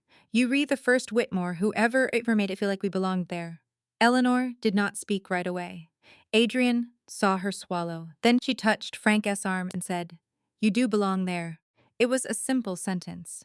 Adrian felt it like a blow, because his whole life had been built on making people feel they existed at his permission. Eleanor gave people the opposite. She gave them the sense that they had already mattered before anyone powerful entered the room. On the drive back, neither of them spoke for a long time. The city slid past in wet streaks of traffic light. Eleanor leaned her head against the seat, not asleep, just exhausted. Adrian watched the road, but his mind stayed in the hospital waiting room. Finally, he said, You paid the bill before anyone asked. Yes. Why? Because panic is expensive. If you remove the money fear early, people can focus on the person they love. He glanced at her. You always think like that? No. I learned. From your father? Some from him. Some from losing things. Loss teaches efficiency if you let it. The answers settled between them. Adrian wanted to say something. He did not know what. Apologies felt too small. Compliments felt too cheap. Desire, which was always easy for him, had no place here. What he felt was quieter and more dangerous. It had weight. It asked something of him. He looked at her scar under the passing streetlights and thought again of the wrecked car, the returned ring, Margaret S. soft cruelty, Damien S. threats, and the way Eleanor had still chosen to sit beside a crying wife in Mohai's waiting room, as if that were the most natural place to see as the world for an heiress to be. The thought came before he could stop it. She is better than us. Not prettier. Not softer. Not easier. Better. Back at the mansion, Luca was waiting in the front hall. His face told Adrian the day was not finished. What? Adrian asked. Luca glanced at Eleanor, then back at him. Margaret wasn't the only leak. Eleanor went very still. Adrian's voice was quiet. Explain. We'd traced the timing of the envelope delivery and its private schedule leak. Margaret could have given Cross old Whitmore material, but she didn't have access to the DeLuca security rotation. Who did? Luca hesitated, not out of fear, out of respect for what the answer meant. Someone in the family. The mansion seemed to grow colder around them. Adrian looked past Luca toward the portraits of dead DeLuca men lining the wall. Men who had built a house where was preached like religion and betrayed like habit. Eleanor watched his face. For once, she saw the wound before he covered it. Not anger, disappointment. That she understood. Adrian turned back to Luca. Find out who. Luca nodded. Already started. Eleanor removed her gloves slowly. Adrian. He'd looked at her. Don't deep react before you know. His mouth tightened. That is not how my family usually survives. No, she said. It may be why your fam keeps bleeding. Luca looked away, but not before Eleanor saw agreement in his eyes. Adrian stared at her for a long moment. Once, not long ago, he would have dismissed the warning as arrogance from a woman who did not understand his world. Now he was not so sure. That was the trouble with Eleanor Whitmore. She did not enter a room loudly. She did not threaten. She did not beg. She simply stood there with facts, patience, and a kind of moral courage that made everyone else look poorly lit. Across town, Damien Cross received the news that his move against Eleanor had failed to shake her.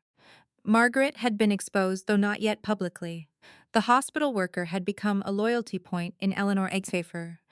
Adrian had leaving St. Anne's with her, not as a son tolerating a forced wife, but as a man paying attention. Damien closed the report slowly.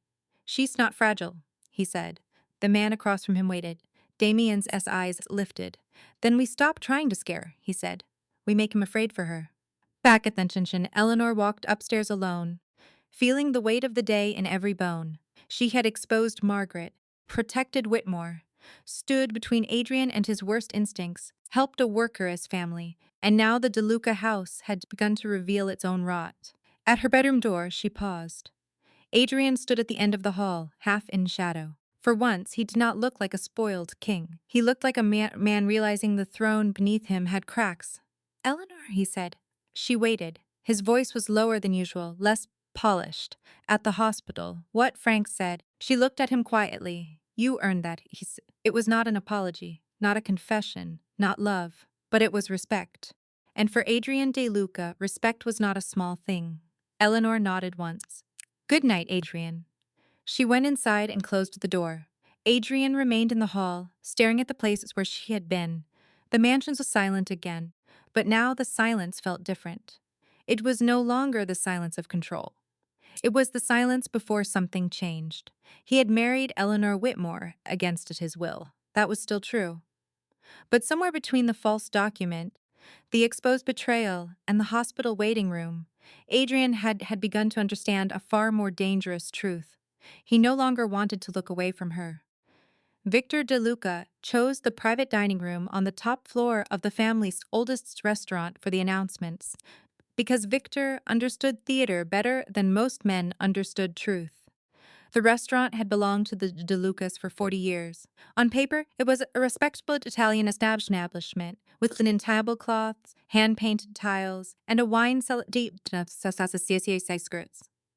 In practice, it was where judges had learned discretion, union leaders had changed their minds, and family club members had been reminded that blood could be a blessing or a leash.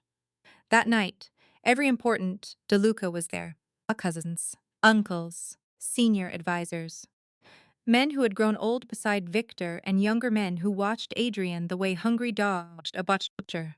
Celeste sat near her father, elegant but tense. Luxa stood near the wall, close enough to act, far enough to disappear.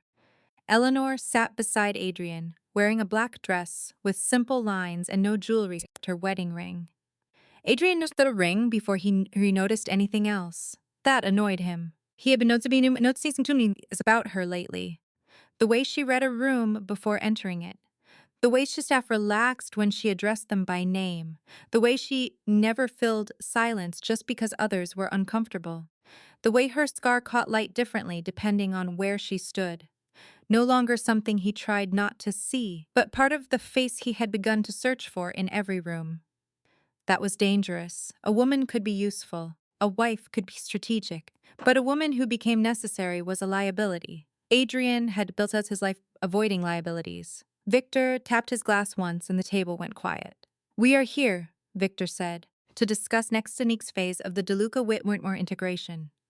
A low murmur moved through the room. Some approved. Some did not. Eleanor felt the resistance without needing to look for it. She had spent years in rooms where men smiled at her father and waited for him to die. This room was no different. It simply had better suits and more family photographs on the walls. Victor continued. Whitmore Freight, operationally independent for the first year. Worker protections stay in place. Shared routes will be negotiated through a joint committee. Marco DeLuca, seated halfway down the table, leaned back with a faint smile. He was Victor's nephew, handsome in a softer, cheaper way than Adrian, with charm that worked best on people who did not check facts. He had never forgiven the family for treating him like a spare part. A joint committee, Marco said. How modern. Adrian did not look at him. How legal. A few men chuckled. Eleanor did not. She was watching Margaret. Margaret Whitmore sat near the far end of the table in pale silver, hands folded, face composed into maternal concern. She has insisted on attending as Ellen as an S remaining family representative. No one believed that was the whole reason. Ella's least of all. The first course arrived. Conversation resumed. Wine was poured. The room warmed into that particular kind of false comfort rich families created before hurting each other. Eleanor ate little. Adrian noticed that too. Then the door opened. A young attorney Eleanor did not recognize entered carrying a sealed packet. He looked nervous enough to be genuine or well paid. He crossed to Victor and whispered something. Victor's face did not change, but the room felt the shift. Powerful families had instincts for incoming damage. Victor opened the packet. Adrian watched his father read first page, then the second. Victor's eyes lifted slowly to Eleanor, and just like that, the table knew where to turn. Margaret's hand went to her throat. Too early, Eleanor thought. She is reacting before she should know what is inside. Adrian saw as Eleanor see it. Victor placed the pages on the table. It appears there are documents suggesting Eleanor has been negotiating to move Whitmore voting shares to an outside buyer. The room erupted. Not loudly at first. The DeLucas were too trained for that. But the accusations rose in layers. A cousin muttered betrayal. An uncle cursed under his breath. Someone said Whitmore's blood had always been soft. Someone else said this was what came saying an outsider mod's near-family business. Margaret stood halfway. Eleanor, tell them this isn't true. Her voice trembled beautifully. Eleanor almost admired the performance. Adrian looked at the papers Victor slid toward him. He read fast, unreadable. The documents were good. Better than clumsy forgeries. They used the right legal phrases, the right corporate names, enough real data to make the lie look expensive. Marco spoke before anyone else could. If this is true, she played us from the beginning. Eleanor turned to him. If, he smiled, I am being generous. Margaret's eyes shone with manufactured grief. I warned Henry, God rest him, that Eleanor could become unstable under pressure. After the accident, she changed. She became secretive, suspicious, so determined to prove herself that she stopped trusting anyone. The word accident floated across the table like perfume overwrought. Eleanor felt some things in her chest go cold. Not fear, recognition. This was not only an attack on her credibility. It was an attack on her history, her scar, her survivable. The old story people had told about her when they needed her strength to look like damage. She waited for Adrian to speak. He did not. Not immediately. That silence hurt more than she wanted it to. Adrian was looking at the documents, then at his father, then at Marco, then at Margaret. Eleanor could see the calculation happening. Family, power, reputation. The cleanest answer would be to distance himself from her until the facts were sorted. The old Adrian would have done exactly that. He would have protected the Throthmer first and the woman Speasing Cassand, if at all. Eleanor did not ask him to believe her. She had learned long ago not to beg for trust in rooms already eager to deny it. She reached for her water glass and took one slow sip. That small act seemed to irritate Marco.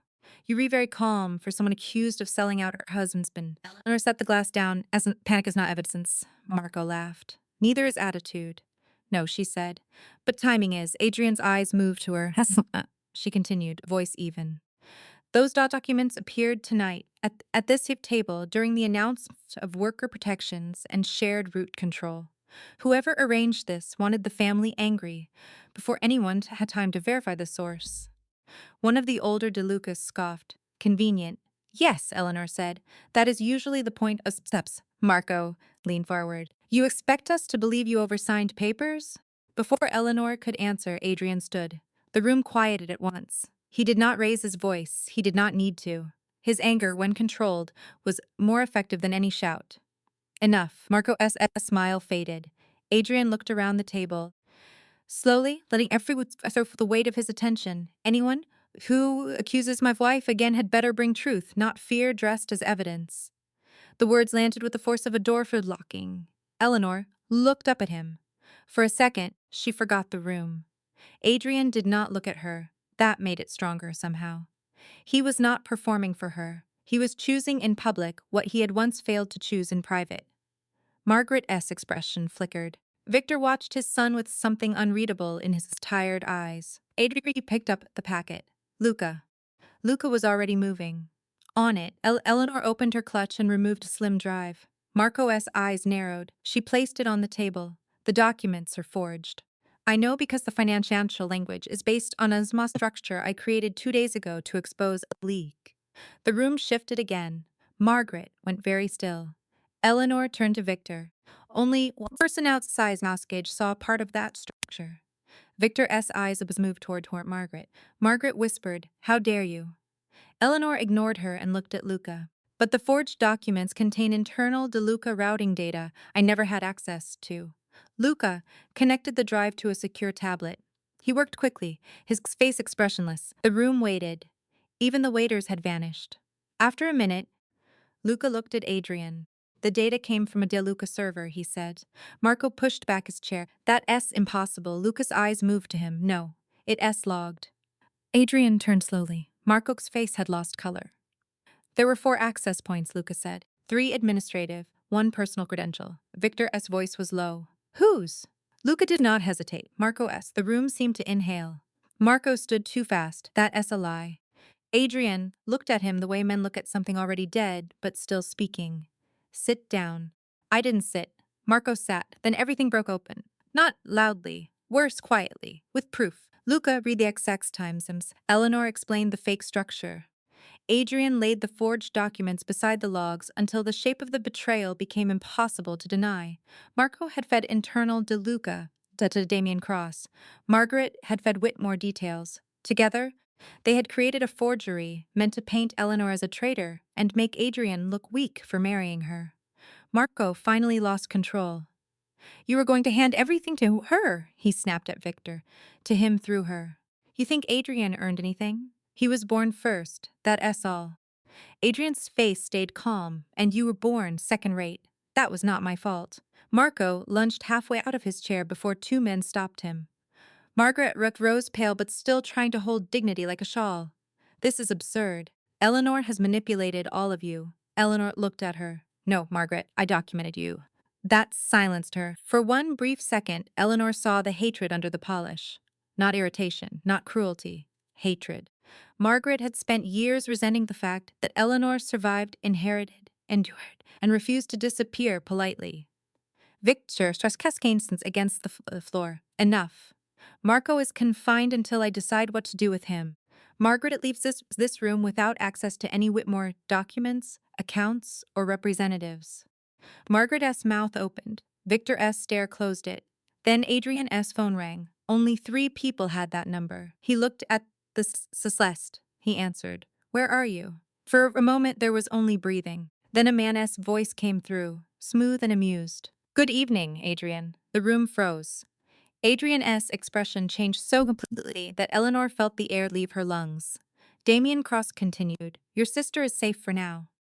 Whether she stays that way depends on your wife. Victor stood, his cane almost falling. Adrian S. voice was soft. If you touch her, you'll do what? Start a war in front of federal eyes?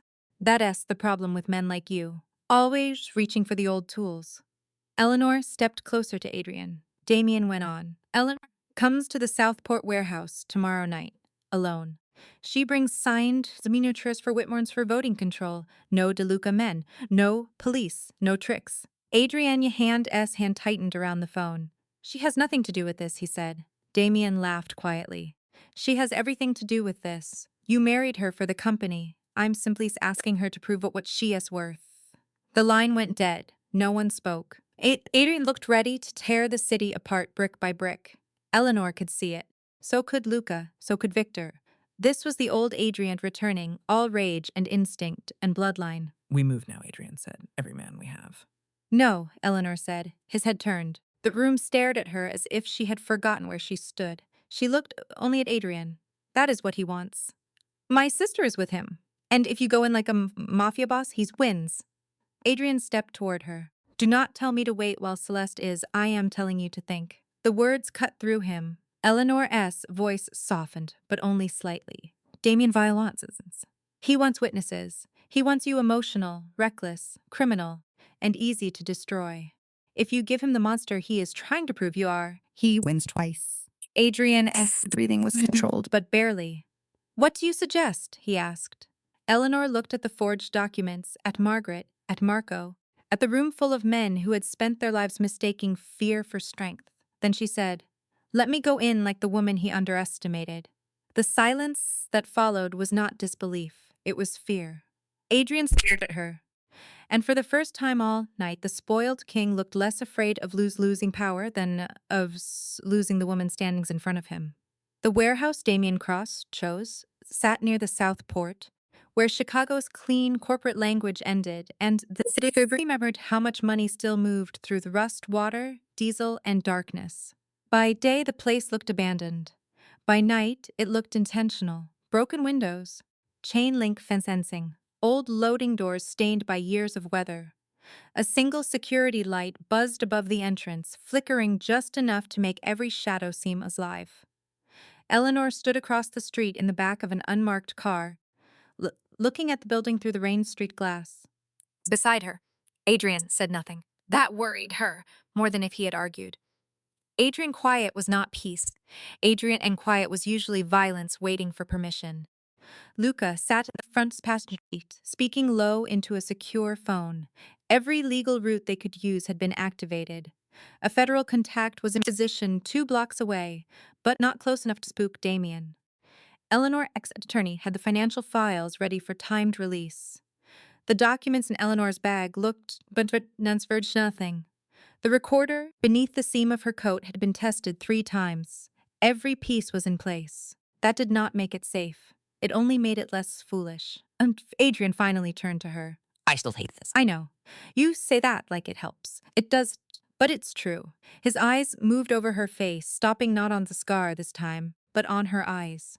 That difference still unsettled her. At first, Adrian had looked at her like a man being forced to accept damaged merchandise. Later, like a problem. Then like an opponent. Recently, like someone whose absence would leave a mark.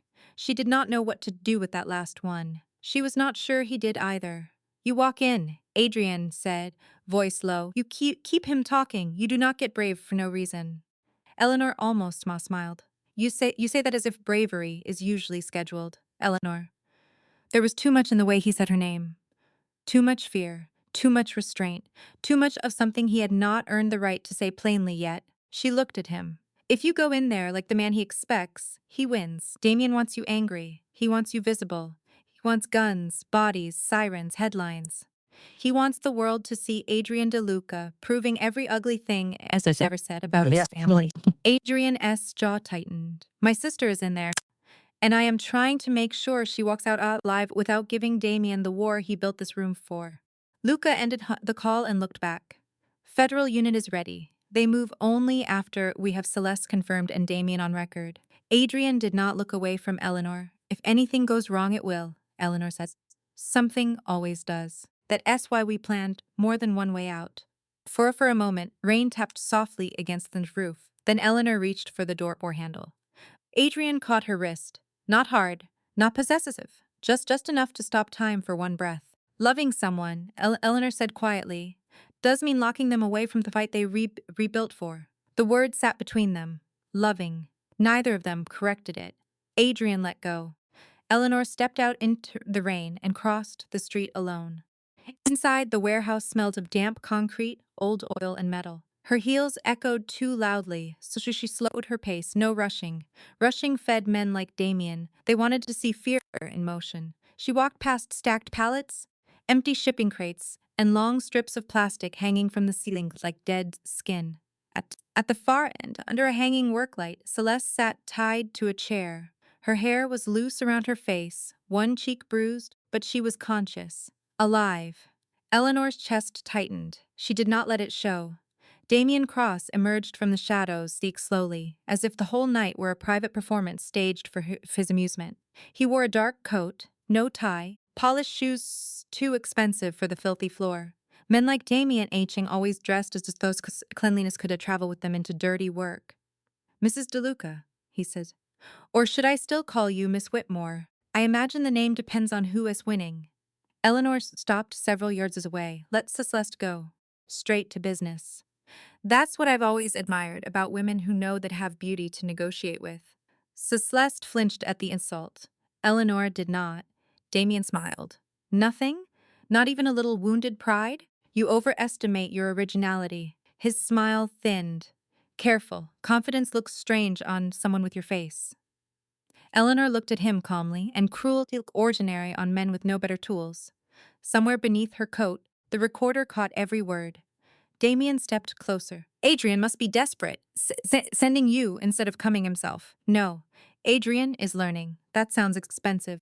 It usually is. He laughed softly and glanced toward the bag in her hand.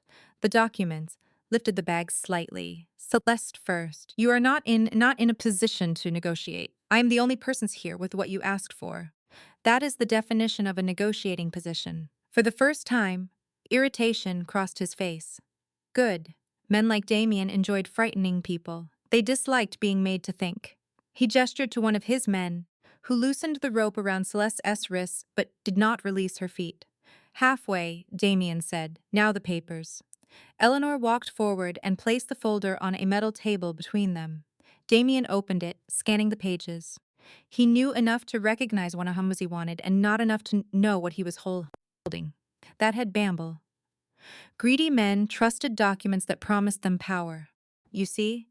Damien said, glancing towards Celeste. Civilized. No need for your brother L's old-world theatrics.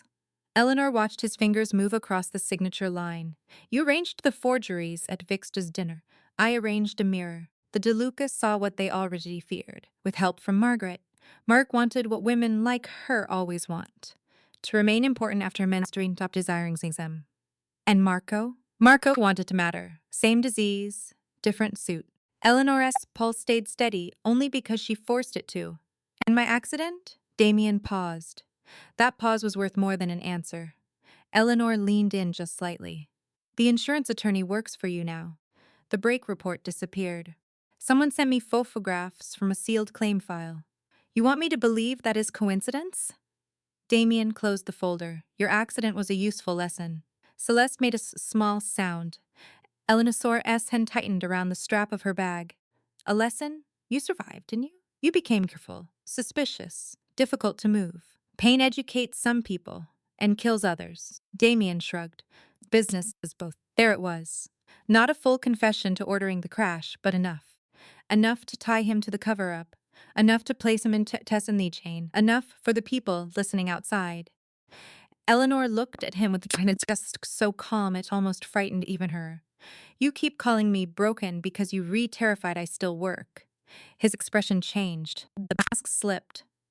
For 1 second, the polished executive vanished, and the man beneath it showed himself. Angry, petty, violent. Not brilliant, not untouchable, just cruel.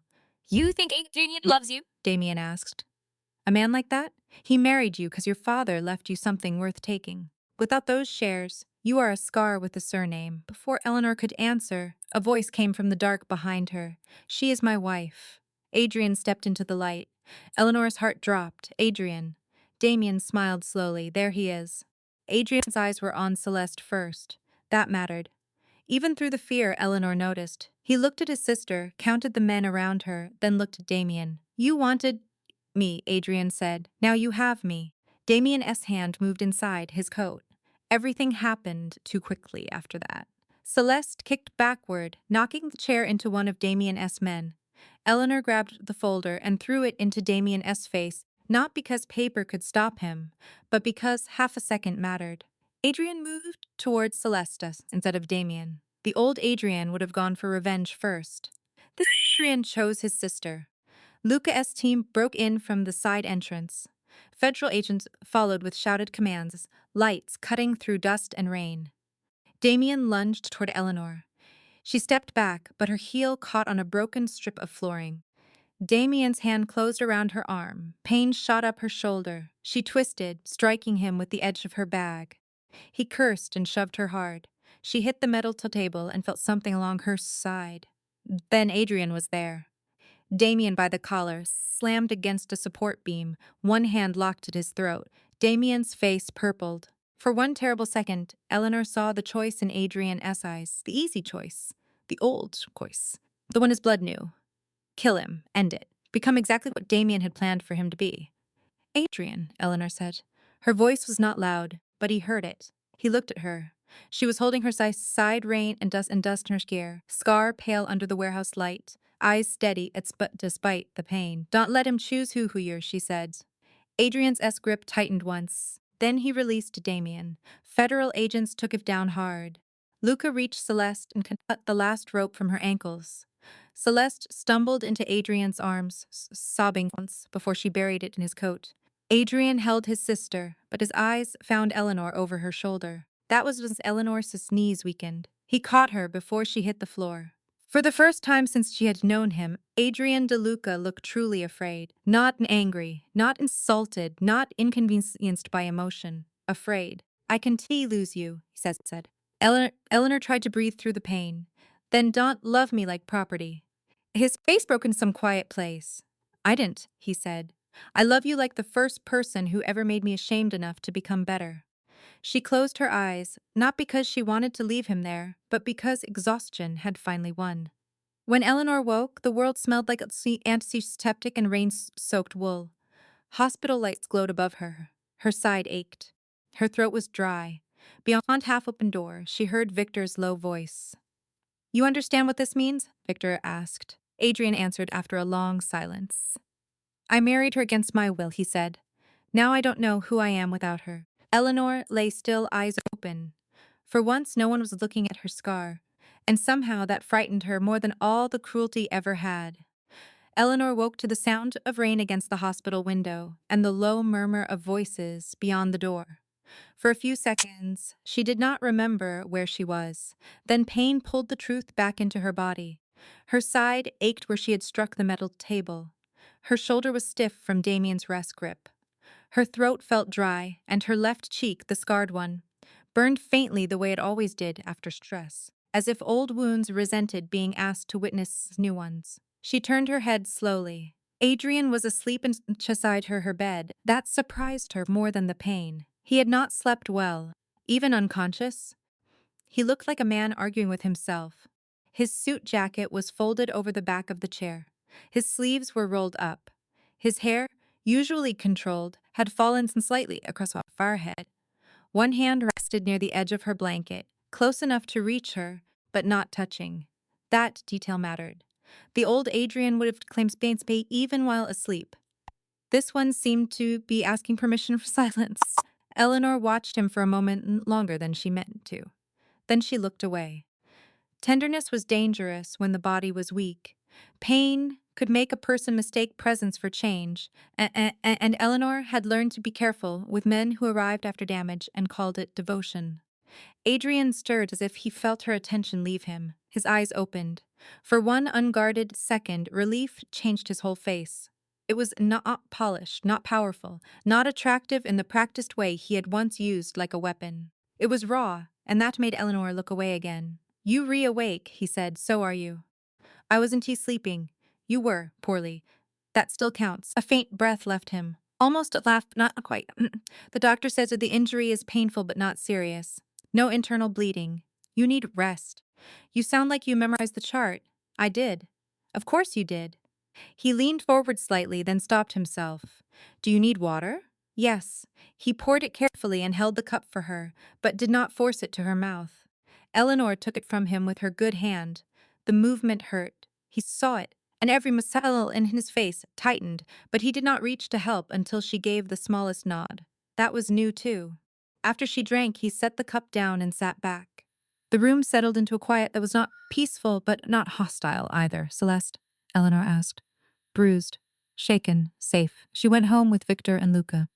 Damien in federal custody, alive if—" Adrian looked at her. Yes, she heard the cost of that word. "Thank you," she said. His mouth tightened. "Don't thank me for not killing a man in front of federal agents. I'm not. I'm thanking you for not letting him decide who you are." Adrian was lowered his eyes. For a while, rain filled the room. The next days passed in a pattern Eleanor did not expect. Adrian stayed close, but not too close. He brought her documents when she asked. He left when doctors examined her. He did not treat her like glass, though she caught him wanting to. When she grew tired, he noticed before she admitted it. When she wanted silence, he gave it. When she wanted updates, he gave those too, without hiding the ugly parts. Damien Cross's network was already breaking apart. The recordings from the warehouse tied him to extortion, kidnapping, bribery, and the cover-up possessed surrounding Elena's old crash. The legal chain would take time. Men like Damien never built their crimes in straight lines. But this time, there were too many threads and too many people pulling from different sides. Marco DeLuca had been removed from every family operation before dawn. Victor wanted to handle him privately. Adrian refused. That news reached Eleanor on the third day when Adrian came into her hospital room with a folder under his arms and a look she had begun to recognize. Not anger, decision. "I turned Marco's access logs over to counsel," he said. "Family counsel?" "No. Outside criminal counsel." Eleanor looked at him. "Victor agreed to that?" "No. But you did it anyway." Yes. She studied him carefully. "That will cost you." Yeah. "I know. Some of your family will say you betrayed blood. Blood betrayed us first." That was not the old Adrian speaking. The old Adrian would have protected the families first and dealt with consequences later, preferably in a room without windows. This Adrian looked tired but clear. "What else?" she asked. He sat in the chair beside her bed. "I froze the routes Damien used for illegal freight cover. We re-auditing the cold storage contracts. The warehouse insurance issue was flagged as being expanded across every DeLuca holding." Eleanor blinked. Yes, that's not a small thing. "No, you'll lose money." "Yes, you'll lose allies. Probably. Then why?" Adrian looked down at his... "Because we kept calling things tradition that were really just rot with a family crest on it." The sentence stayed with her. He did not say it for effect. If anything, he sounded ashamed it had taken him so long to understand. A few hours later, Luca came by with flowers from Celeste and a stack of documents from Whitmore. He placed the flowers near the window and the documents where Eleanor could reach them, which told her he had already learned her priorities. "You look terrible," she said. Luca nodded. "You should see the other guy. Damien?" Adrian. Despite herself, she smiled. Luca's expression softened, though only a little. "He hasn't left much. I noticed he's trying not to hover." "I noticed that too.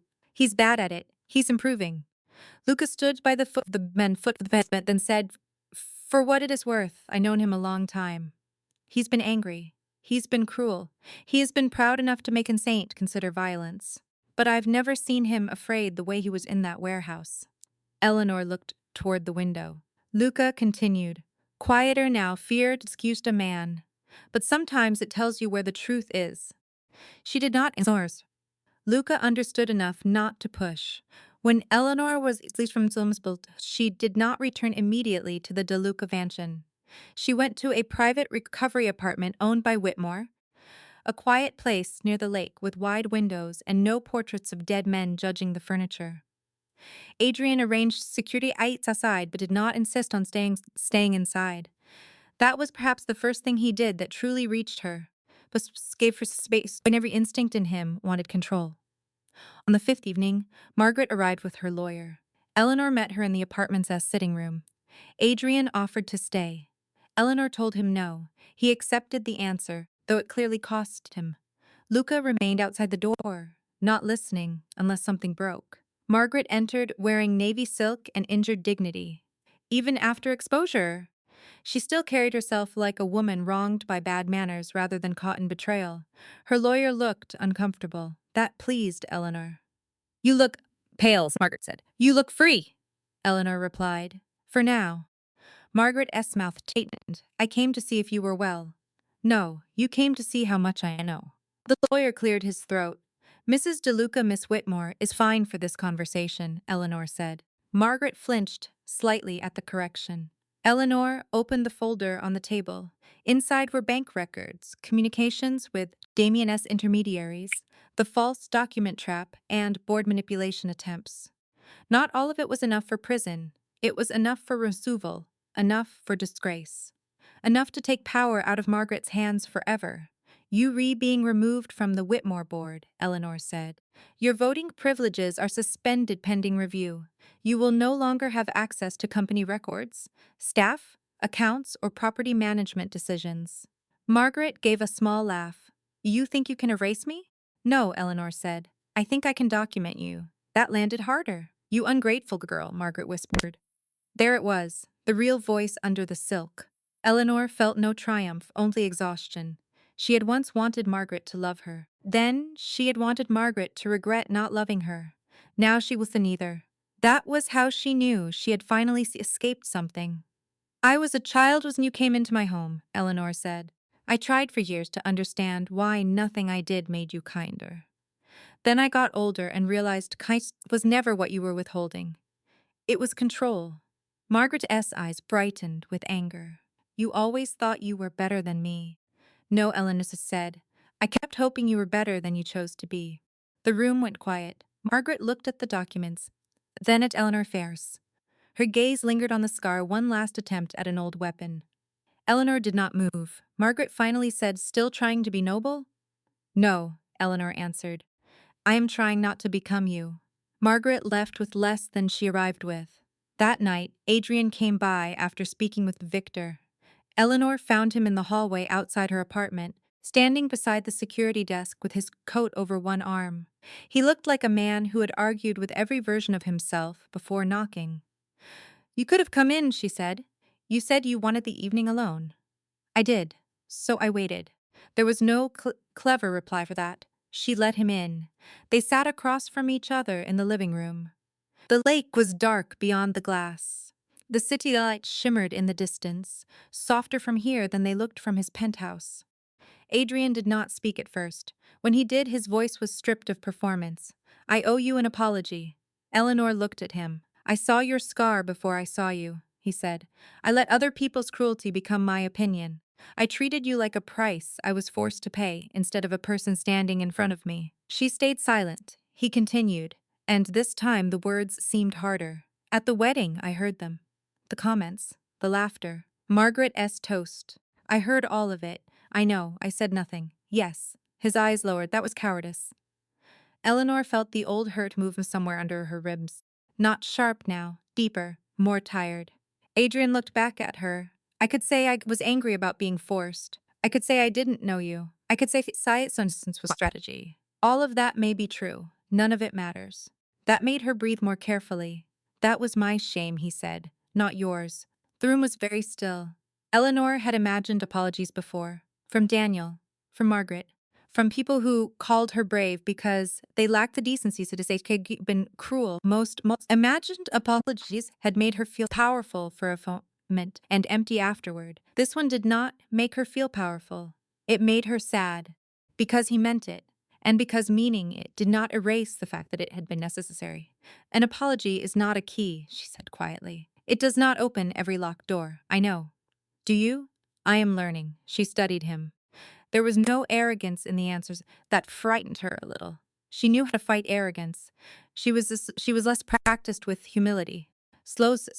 Eleanor looked down at her hand. The wedding ring rested there, polished and expensive, chosen by people who had negotiated her life before Adrian had ever learned the sound of her voice. She slid it off. Adrian went completely still. Eleanor placed the ring on the table between them. For the first time since she had known him, Adrian looked young, weak, not small, just unguarded in a way power had never allowed him to be. If this frightens you, she said, then it should. He swallowed once. He swallowed. Are you leaving? I don't know. The honesty hurt them both. Eleanor touched the ring lightly with one finger. This belongs to the marriage they forced on us. Your father, my stepmother, the board, the business, the fear, the insult. Every person who looked at me and saw shares before they saw a woman. Adrian did not interrupt. If we continue, she said, it'd be with this. The rain had stopped outside. The silence after it felt enormous. Adrian looked at the ring, then at her. What do you want from me? He asked. Eleanor's voice was soft, but steady, not promises, not gifts, not protection that feels like a cage. She paused. Proof that if I stay, I am choosing a man, not surrendering to an empire. Adrian nodded once. It was not enough if it was only the beginning. But for the first time, he seemed to understand that beginnings could not be taken. They had to be earned. For 3 days after Eleanor placed the wedding ring on the table, Adrian did not ask for an answer. That was the first she paid attention to. The old Adrian would have pushed. He would have arrived with lawyers, flowers, promises, explanations, maybe even anger dressed as romance. He would have tried to turn silence into something he could manage. But this Adrian waited. Not passively, not weakly. He worked, he called, he repaired what he could repair, and he let the question between them remain untouched because for once in his life, he seemed to understand that not everything belonged to him simply because he wanted it. Eleanor stayed at the lake apartment while her body healed. The bruises along her side faded from purple to yellow. Her shoulder stopped aching when she lifted a cup. The scar on her cheek returned to its familiar quiet, no longer burning with the memory of Damien's words. Outside her window, Chicago moved on with its usual trucks crossed bridges. Office lights burned late. Men in expensive suits lied over lunch. Women carried invisible burdens through rooms built by people who never asked what they cost. Adrian sent updates, not demands. Marco DeLuca had been formally removed from every family holding. His case was moving through outside counsel, not the family's private machinery. Damien Cross remained in federal custody, and more of his partners were beginning to cooperate. Margaret had retreated into the polished silence of disgraced women who still expected someone to call them victims. Whitmore's S board had confirmed Eleanor's full authority. Worker protections had been written into the merger structure so firmly that even future leadership could not remove them quietly. Every update was clear, useful, respectful. None of them asked when she was coming home. That was what made them difficult to ignore. On the fourth evening, Adrian came to the apartment with no entourage. Eleanor saw his car pull up from the window. No second SUV. No visible guards crowding the entrance. Luxa was not with him. Adrian stepped out alone, carrying a flat leather folder instead of flowers. Eleanor opened the door before he knocked twice. He looked tired, not defeated, just stripped of the shine he used to wear like armor. His coat was dark from the rain. His hair was damp. His eyes found hers and stayed there, not dropping to her scar, not searching the room for advantage. May I come in? He asked. That was the second sign. She stepped aside. He entered and stood in the living room as if he remembered the last time he had been there, remembered the ring on the table, remembered that the room had become a place where power failed him. Eleanor closed the door but did not offer him comfort. Comfort, she had learned, should not be given too quickly to people who were still learning accountability. It made them think pain had been resolved when it had only been witnessed. Adrian placed the leather folder on the coffee table. "What is that?" she asked. "Freedom," he said. She looked at him. He exhaled, almost like he regretted the word for sounding too dramatic. "Legal documents. Full independent control of your Whitmore shares. No DeLuca claim through marriage. No voting leverage through spousal rights. No operational override. If you leave me, the company remains yours. If I die, the company remains yours. If my family challenges it, they lose before they start." Eleanor did not move toward the folder. Adrian continued, quieter now. "I signed it before I came here. Victor's was too." That surprised her. Victor agreed, not immediately. "I imagine not. He called it foolish. And what did you call it?" Adrian looked at the folder. Necessary. The room was still. Eleanor crossed to the table and opened the file. The documents were real. She knew enough to recognize the language, the signatures, the structure. No trap. No loophole she could see at a glance. No hidden hook, dressed in affection. Her throat tightened, and she disliked that. Emotion felt safer when it belonged to other people. "Why?" she asked. Adrian stood with his hands at his sides, as if he did not trust them to do anything useful. "Because I want to ask you to stay until leaving costs you funding." The words entered the room softly. They did not plead. They did not perform. They did not try to buy forgiveness. That was why they reached her.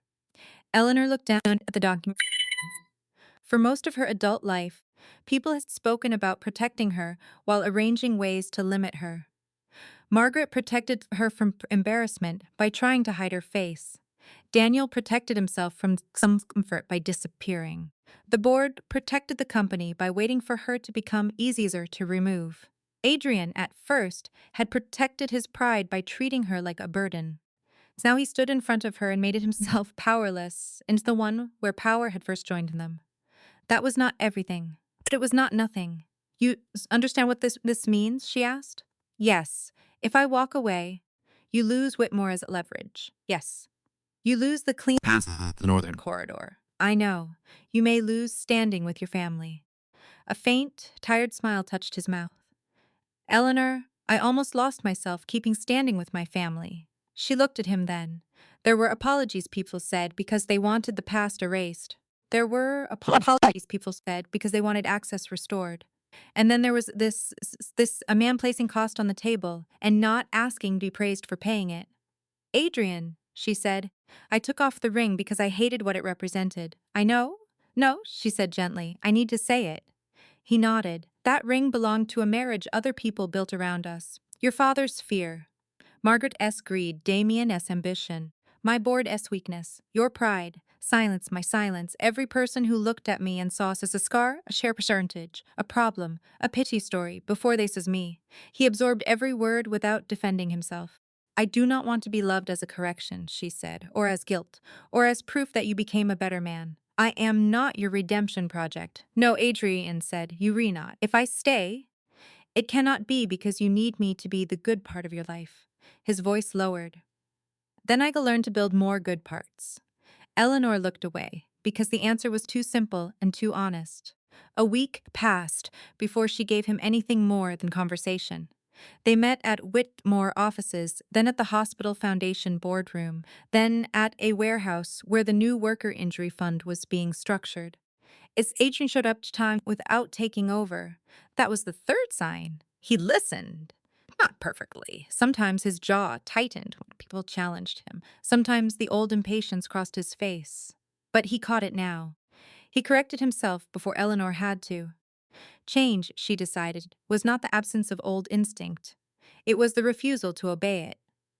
On a cold Friday morning, Eleanor had turned to the South Side cold storage warehouse where the story had begun, though she did not think of it that way. Frank Ellis met her near the loading dock with a stack of maintenance reports and a grin he tried to hide under professionalism.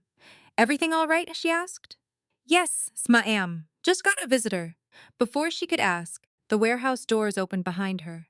Adrian walked in. No bodyguards, no dark convoy visible outside, no tailored overcoat meant to announce Muncie. He wore a simple charcoal coat, dark trousers, and the expression of a man who knew he was entering someone else's kingdom. The workers noticed him. Of course they did. Men like Adrian were difficult not to notice, but the room did not freeze the way rooms usually froze for him. This was Eleanor's place. Fear did not own it. Adrian approached her slowly. In one hand, he carried a small box. Eleanor's heart gave one hard beat. Adrian, I know, he said. This is dramatic. A little. I tried not to be. You failed. Luca warned me. I like Luca. So does everyone lately, Adrian said, then looked around the warehouse. This is where you came the morning before our first dinner. Yes, before I knew you. Before you looked properly, she corrected. He accepted that with a small nod. Before I looked properly. A few workers had gone still. Frank pretended to examine the clipboard with no writing on the page. Adrian opened the box. Inside was the same wedding ring, but altered. Eleanor recognized it immediately. The band had been cleaned, softened, and engraved on the inside. She did not reach for it. I was forced to marry you, Adrian said. His voice carried just enough for the nearest workers to hear, but it was meant for her alone. But no one forced me to marry you. No one forced me to trust you. No one on this earth could force me to love you the way I do now. Eleanor's eyes burned. She did not blink. He continued. The first time I gave you this ring, I gave it as part of a bargain. I didn't to see you. Not really. I saw what people told me to see, and I was arrogant enough to believe them. If you take it again, I want it to mean something different. He turned the ring slightly in the box. Seen, he said. Chosen. Respected. Eleanor closed her eyes for 1 second. When she opened them, Adrian was not kneeling. Somehow that mattered. He was not asking her to perform forgiveness for an audience. He was standing, equal height, equal risk, offering instead of claiming. If you say no, he said, I will still honor every paper I signed. I know. And if you say yes, I will still spend the rest of my life proving the papers were the smallest part of it.